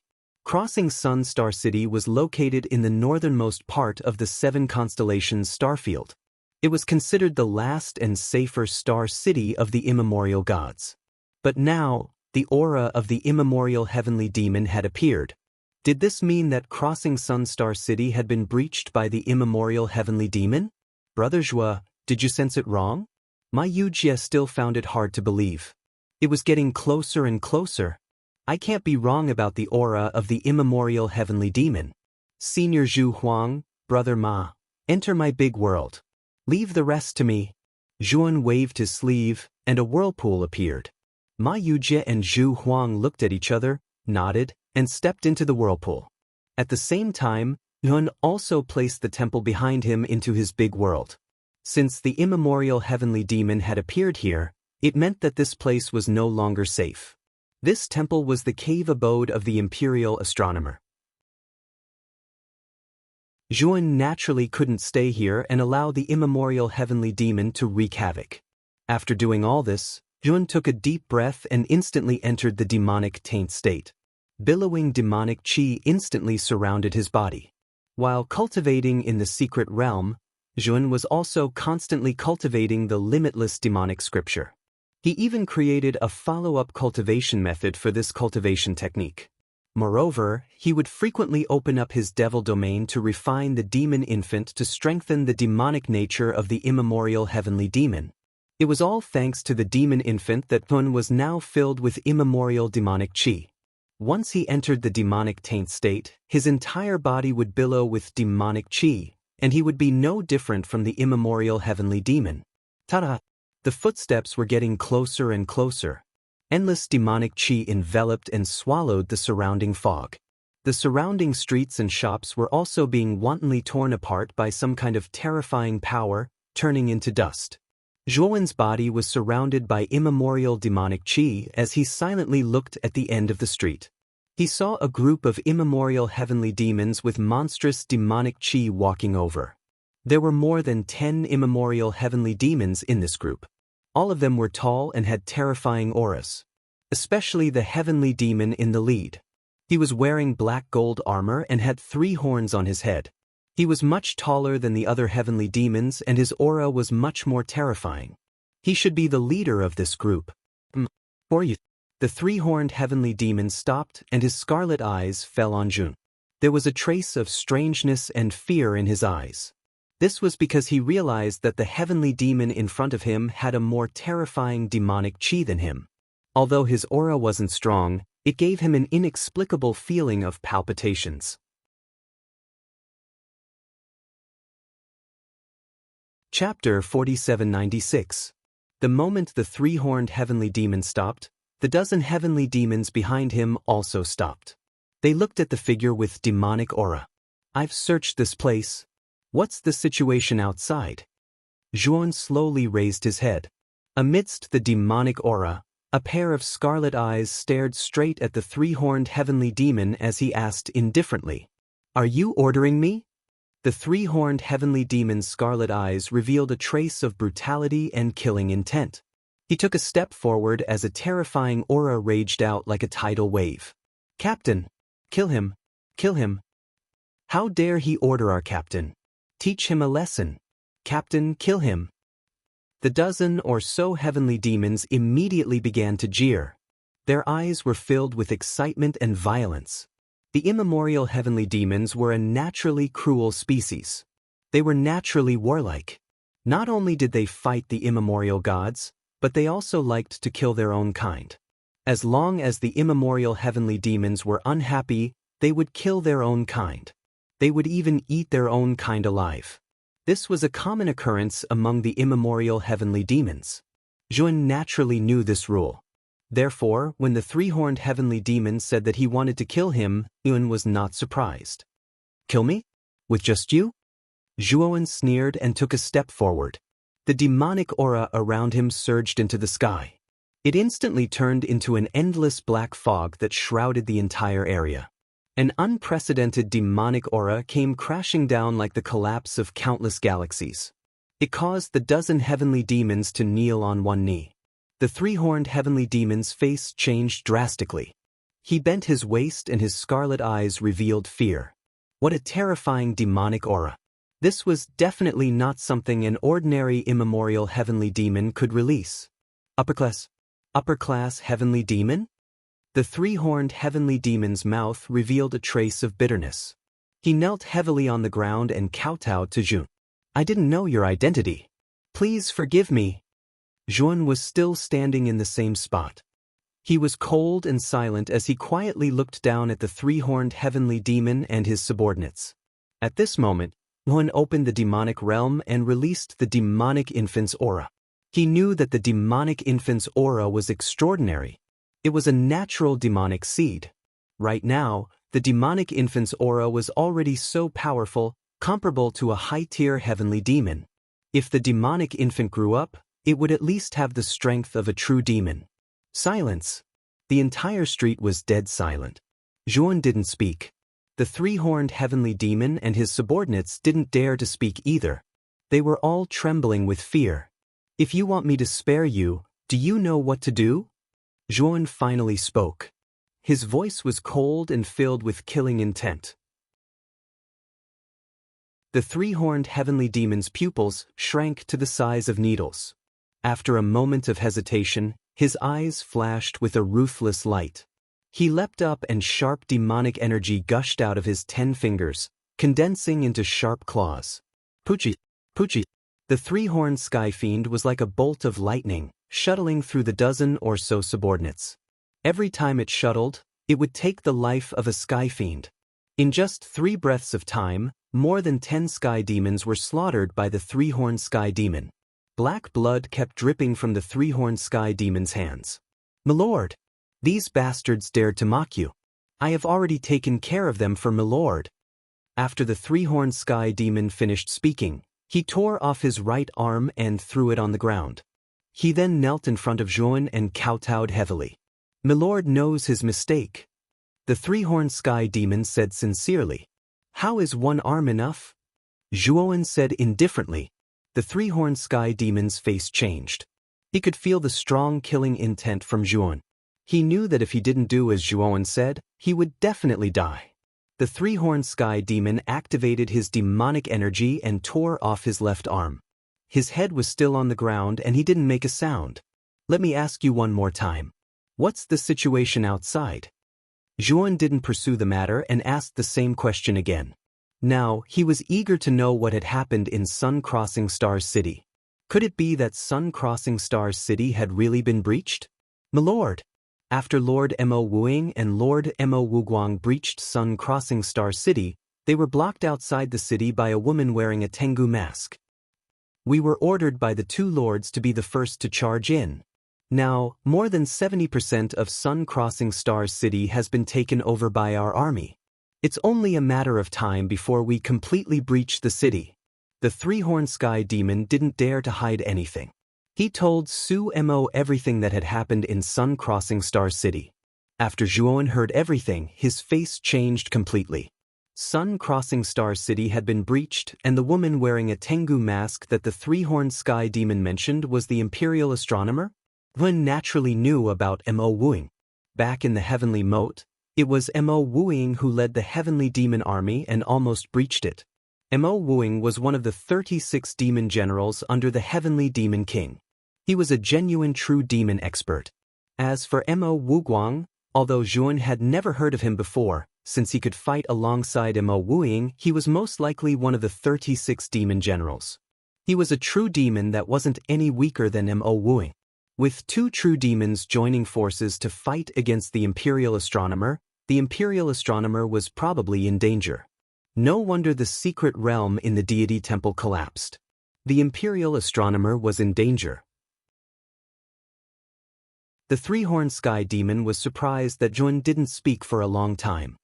He looked up at Jun and said, "Milord." Before he could finish his sentence, a terrifying force shot out and pierced through his forehead. The three-horned sky demon fell to the ground heavily. He looked at the 2 figures that appeared behind Jun in disbelief. The 2 figures were a middle-aged scholar and a stout fatty. Neither of them were primordial sky fiends, but primordial gods. The three-horned sky demon couldn't understand why Lord Heavenly Demon would team up with primordial gods. Plop. However, after the three-horned sky demon fell to the ground and died, Don, Ma Yujie, and Zhu Huang's expressions turned extremely gloomy. Zhu Huang retracted his finger and said solemnly, "I didn't expect that the sun-traversing Star City would be breached. What happened in the primordial Star City during these years?" Ma Yujie was flustered and exasperated. Did those constellation gods eat sh*t?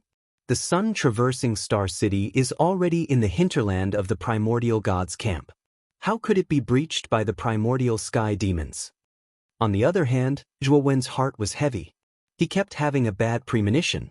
Since the sun-traversing Star City was in the hinterland of the northern 7-constellation star region, it should be an extremely important strategic location for the primordial gods. Logically speaking, the constellation gods on the primordial gods' side would definitely defend it with their lives. However, it was breached now. This meant that the heavenly moat had been breached, and so had the 4 symbols Star City. The constellation gods of the primordial gods should have been delayed by something. Chapter 4797. Let's go out and take a look. Senior Zhu Huang, Brother Ma, enter my macro world first. Zhuan looked at Zhu Huang and Ma Yujie and said in a low voice. Zhu Huang and Ma Yujie nodded and did not object. They entered Zhuan's macro world one after another. The two of them could not perfectly simulate the aura of the primordial heavenly demons. If they went out, they would be suspected. Letting Zhuan go out alone was naturally the best choice. Putting away his macro world, Yuan strode out of the street. When Zhuan walked out of the foggy street, he appeared on the main street of sun-traversing Star City. He saw the sky full of primordial heavenly demons, flying around wantonly and fighting with the primordial gods in the city. The entire sun-traversing Star City was in complete chaos. Palaces, towers, and other buildings collapsed one after another.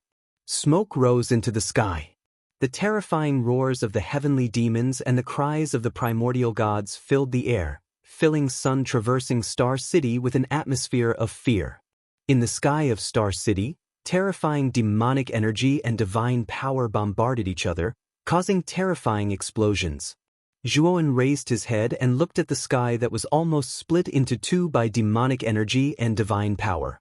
His heart twitched violently. He saw primordial gods and primordial heavenly demons falling from the sky. Every street and house in Star City was filled with corpses. In some places, corpses were piled up like mountains. Zhuan could see that there were too many primordial heavenly demons. Although they were falling, there were even more primordial heavenly demons attacking the primordial gods without any regard for their lives. The primordial gods in Star City fell one after another. They were forced to retreat to the southern region of Star City by the primordial heavenly demon army. What made the primordial gods feel even more despair was that there were many primordial heavenly demons above the southern city wall. They were like walls, waiting for them to retreat. There was a tiger in front and a wolf behind. The primordial gods had nowhere to retreat and nowhere to advance. They were completely surrounded. At this moment, the primordial heavenly demon army had allocated many troops to devour the corpses of the primordial heavenly demons and primordial gods. After devouring their own kind and the corpses of the primordial gods, the auras of these primordial heavenly demons instantly grew stronger.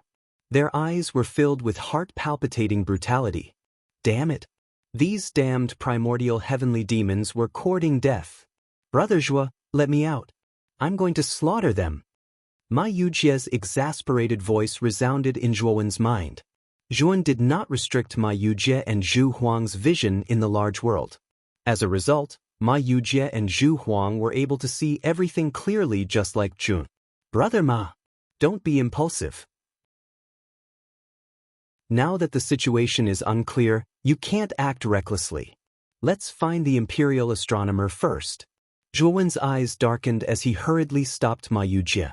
Since the primordial heavenly devil army had breached the sun-traversing Star City, those powerful primordial gods were not spared. What could they do? Right now, they were simply too weak. Exposing themselves was tantamount to courting death. Sigh. This primordial heavenly demon army is too powerful. I can sense that there are dozens of primordial heavenly demons. There should be more in other places. Zhu Xiaoyu is right. We can't expose ourselves now. Otherwise, we'll all die. Zhu Huang also tried to persuade Ma Yujie. Ma Yujie sighed deeply. How could he not know how foolish his actions were? But he just could not bear it. Brother Ma, a lack of forbearance in small matters will spoil great plans. The imperial astronomer has already said that you and I are both the chosen ones. We are destined to save the people in the future. What we should do is to increase our strength and defeat the primordial heavenly demons in the future. Zhuan persuaded Ma Yujie softly. Finally, he managed to persuade Ma Yujie. Brother Zhua, let's go find the imperial astronomer. I wonder what happened to her? Ma Yujie said anxiously. Zhuan nodded and walked towards the sun-traversing star city. The three-horned heavenly demon had said that the imperial astronomer had blocked Mo Wuying and Mo Wuguang outside the city. It seemed that the battle between the three of them was not far from the city. Zhuan sped through the streets. Heavenly demons were devouring the corpses of primordial gods and primordial heavenly demons. The scene was extremely bloody. In the sky, terrifying battles between gods and demons continued to take place. Corpses fell from the sky and landed on the ground. Blood flowed all over the Star City. As Zhuan exuded the aura of an primordial heavenly demon, and it was extremely extraordinary, the primordial heavenly demons along the way only glanced at Zhuan once before looking away. The primordial heavenly demons had always been prey to the strong. They could bully the weak as they pleased, but they would become very respectful when they met the strong.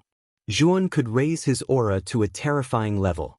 This caused many primordial heavenly demons to mistakenly think that Zhuan was not someone to be trifled with. Thus, they did not dare to stop him. When Zhuan arrived at the city gate, an army of heavenly demons was patrolling there. When they saw Zhuan dashing towards them, they stopped in their tracks and blocked Zhuan's path. The leader of the skull-headed heavenly demon wielded a huge scythe and coldly shouted, "How dare you? You should have killed and devoured the corpses in the city. How dare you leave the city? Are you trying to be a deserter?" As he spoke, the skull-headed heavenly demon swung his scythe at Zhuan. Gray demonic energy swept across the sky. In an instant, terrifying shadows of scythes appeared in the air and swept toward Zhuan. Scram! The scarlet demonic light in Zhuan's eyes burned even brighter. He opened up the entire demonic realm. The demon infant that was chained up let out a sharp shriek. Demonic energy surged as Zhuan pointed out with his finger. Bang bang bang! Countless shadows of scythes exploded, and the skull-headed heavenly demon's expression changed completely. Lord Heavenly Demon! Unfortunately, just as the skull-headed heavenly demon finished speaking, the demonic energy condensed from the demon infant's terrifying demonic energy swept through the air and instantly pierced through his head. Boom! With a loud explosion, the heavenly demon's skull exploded, and he fell to the ground with his back straight, no longer breathing. The army of heavenly demons that had surrounded the city was completely stunned by Zhuan's demonic flames. They froze on the spot and could only watch as Zhuan rushed out of the city gate. After rushing out of the city gate, Zhuan spat out a mouthful of blood and hurriedly closed the demonic realm. That terrifying demonic might finally disappeared. Ever since Zhuan's cultivation reached the half-step primordial god level and he had refined the demon infant several times, he could already borrow a portion of the demon infant's power. However, the demon infant's power was too terrifying. Every time he borrowed it, he would suffer a terrifying backlash. Therefore, unless it was absolutely necessary, Zhuan did not plan on casually using the demon infant's power. Not long after Zhuan rushed out of the city gate, he immediately stopped and looked up at the sky in front of him with a shocked expression.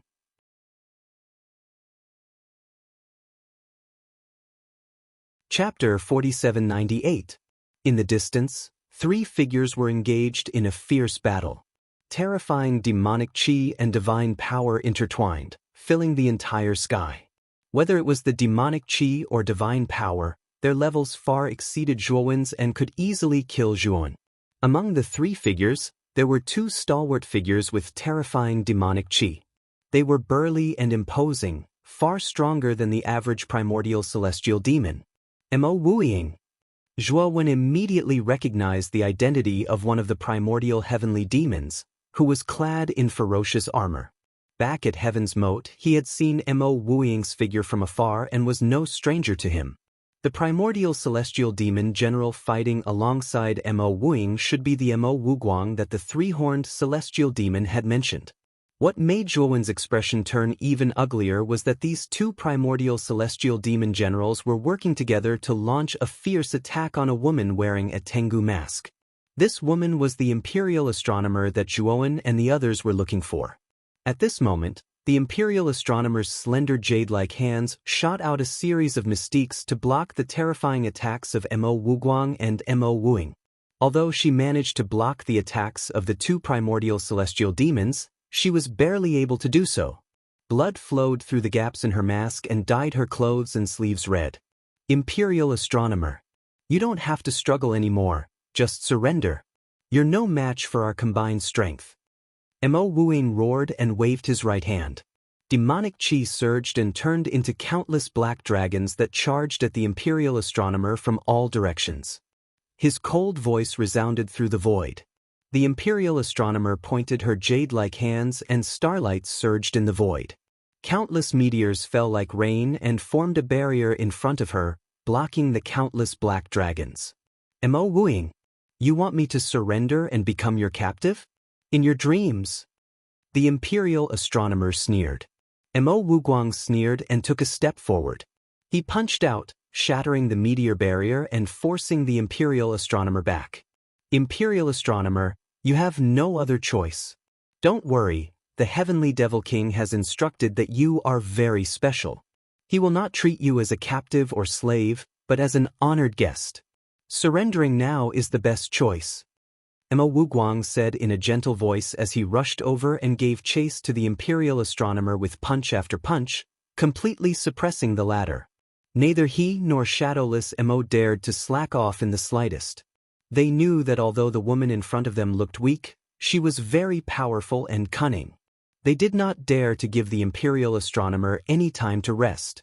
It was as if they were taking turns to fight the imperial astronomer, exhausting the latter's energy. You might as well just kill me. Don't you find it disgusting to speak so grandly? The imperial astronomer refused to budge. I'd like to see how long you can be so stubborn. After we defeat you, we will imprison you and bring you to Lord Heaven Devil King. Isn't it the same? Shadowless Mo sneered. Brother Shadowless, you're wrong. Once we capture this imperial astronomer, we'll break her limbs and cripple her cultivation. This way, she'll never be able to escape from our grasp. Isn't that even better? Mo Wuguang laughed sinisterly. Shadowless Mo laughed. Brother Wuguang is right. Then let's do that. With that, the two true demons no longer wasted any words. Instead, they joined forces to attack the imperial astronomer. In an instant, the imperial astronomer was surrounded by peril. Her injuries worsened, and more blood flowed from beneath her mask, dyeing her chest red. If this continues, the imperial astronomer will die. We have to think of something. In the great world, Ma Yujie roared madly, his expression very agitated. Zhuowen frowned, but there was nothing he could do. The true demons were too powerful. This was an expert on the same level as the constellation god. Whether it was him, Ma Yujie, or Zhu Huang, they would be instantly killed. Not only would they not be able to save the imperial astronomer, they would also lose their lives. Run to the east. That's still the territory of the primordial gods. Suddenly, the imperial astronomer's voice rang out in Zhuowen and Ma Yujie's minds. Zhuowen's and Ma Yujie's expressions changed. They raised their heads and looked at the woman who was retreating. Their hearts trembled violently, and a trace of grief spread throughout their bodies. Ever since they had arrived at sun-traversing Star City, the imperial astronomer had selflessly helped them without asking for anything in return. They knew that everything the imperial astronomer did was for the future of the primordial gods, as well as for the greater good in her heart. Although they hadn't interacted with the imperial astronomer for very long, they had unknowingly treated her as the person they relied on and trusted the most in the ancient star system. Because the imperial astronomer had unconditionally trusted and helped them, they had unconditionally trusted the imperial astronomer. But now, the imperial astronomer was in mortal danger, and they could only watch. This feeling of helplessness made them hate themselves for being so weak. Go. A true demon's perception is sharper than an ordinary heavenly demon's. If you don't leave now, you won't be able to. Remember, you are the hope of the future. Nothing must happen to you. Go find Jinsu. He will help you.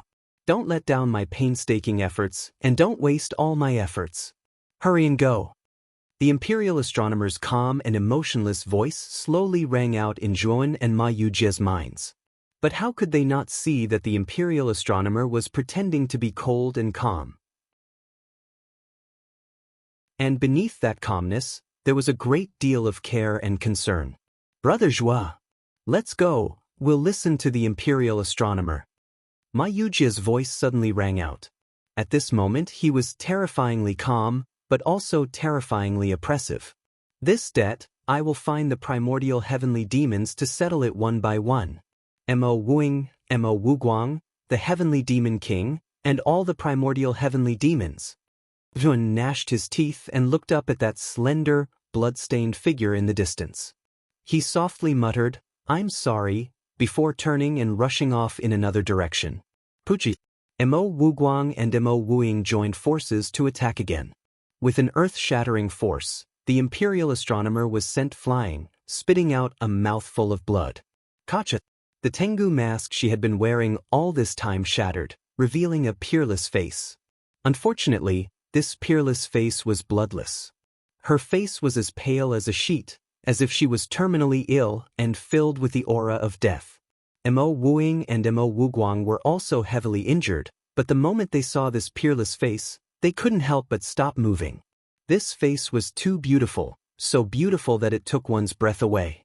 Even though they were heavenly demons, they were still stunned by this beautiful face and the unique aura she exuded.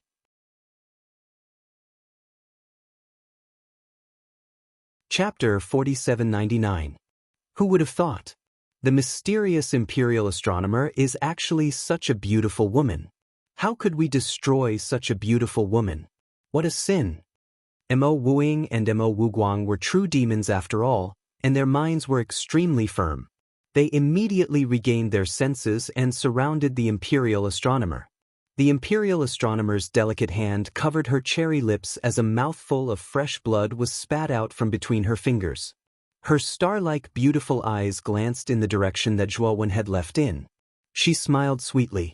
At this moment, her smile was like a spring breeze that gave people a comfortable feeling. What are you smiling about? Mo Wuing was on guard. He had a bad feeling that the imperial astronomer was smiling for no reason.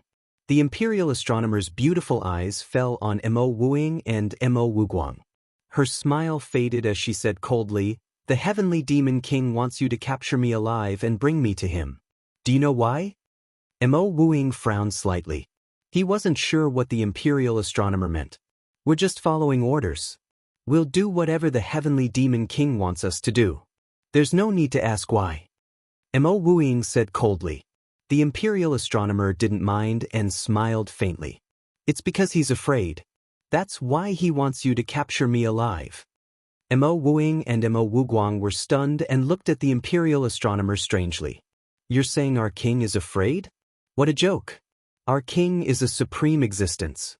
For countless years, our king has relied on his own strength to create such a huge heavenly demon empire. He's about to conquer the entire ancient star system. In the future, the ancient star system will be the territory of us primordial heavenly demons. You primordial gods are only worthy of being our lowly slaves, enslaved by us, born to please us. Our king is fearless. How dare you say our king is afraid? You must be out of your mind." Mo Wuguang's scarlet eyes flickered as he stared at the imperial astronomer with hostility. Mo Wuguang's worship of the heavenly demon king was bone-deep. It was far more than Mo Wuing and the other demon generals. What he hated the most was others slandering the heaven devil king. In his heart, the Heaven Devil King was an invincible supreme existence, and no one was qualified to humiliate him. The imperial astronomers smiled nonchalantly. If he's not afraid, why didn't he just kill me? Why did he let you capture me instead? Because I know the secret of how to destroy you primordial heavenly demons and heavenly demon kings. This secret made the Heavenly Devil King uneasy and afraid, and he spared no expense to capture all of you alive. Mo Wuing and Mo Wuguang's eyes narrowed, staring fixedly at the imperial astronomer. They hadn't expected the imperial astronomer to claim that he knew the secret to destroying their primordial heavenly demons. What a joke! The secret of destroying us primordial heavenly demons. If you primordial gods really had them, we primordial heavenly devils would have been wiped out long ago. Unfortunately, it's you primordial gods who are about to be exterminated. Mo Wuing sneered, not believing the imperial astronomer's words at all. The time isn't right yet.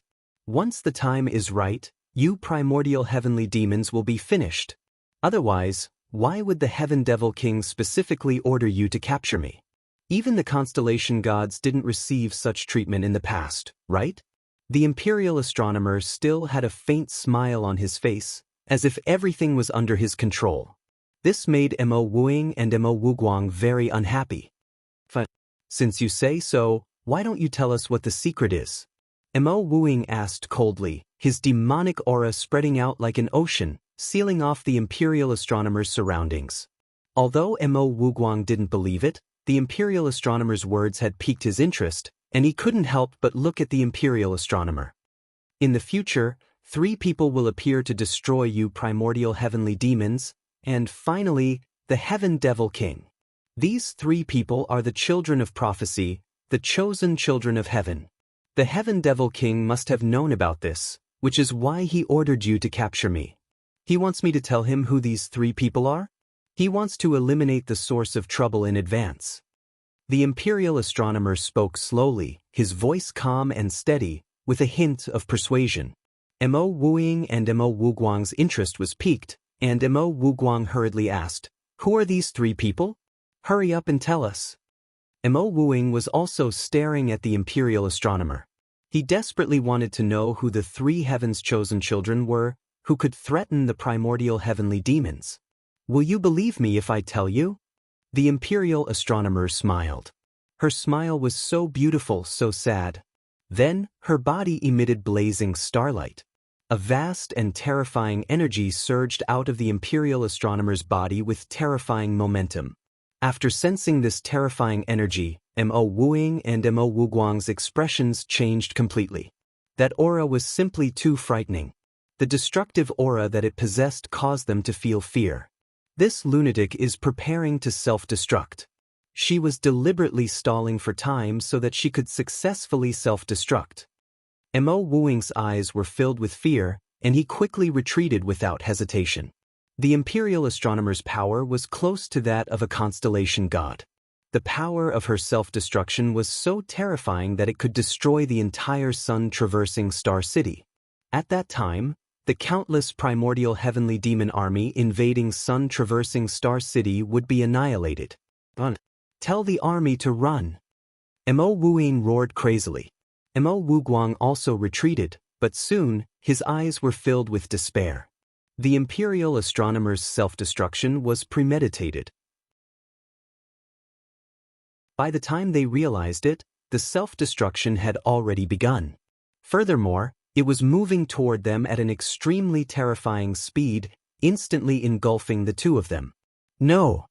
Mo Wuing and Mo Wuguang roared in despair as they were swallowed by the blazing light of the explosion. Then the light grew brighter and brighter, filling the sky and covering the earth. In the sun-traversing star city, countless primordial heavenly demons raised their heads, and so did the remaining primordial gods. They stared at the endless white light, and a strong sense of fear rose in their hearts at this moment. It's the self-destruction of a constellation god. The remaining primordial gods, covered in wounds, fell to the ground in the city. Looking at the approaching white light, they laughed maniacally. Primordial heavenly demons, you bastards! Even if we primordial gods die, we won't let you off so easily. Those who invade our homeland will make you suffer so much that you'll wish you were dead." The primordial gods looked at the frantically fleeing primordial heavenly demons and laughed to the sky. However, as they laughed, tears flowed down their cheeks. The white light was too fast and too terrifying. Everywhere it passed, everything was annihilated into ashes. In an instant, the white light of the self-destruction drowned the entire sun-traversing Star City. Of the millions of heavenly demons, not a single one escaped. You're tuning in to the Passion Pages YouTube channel.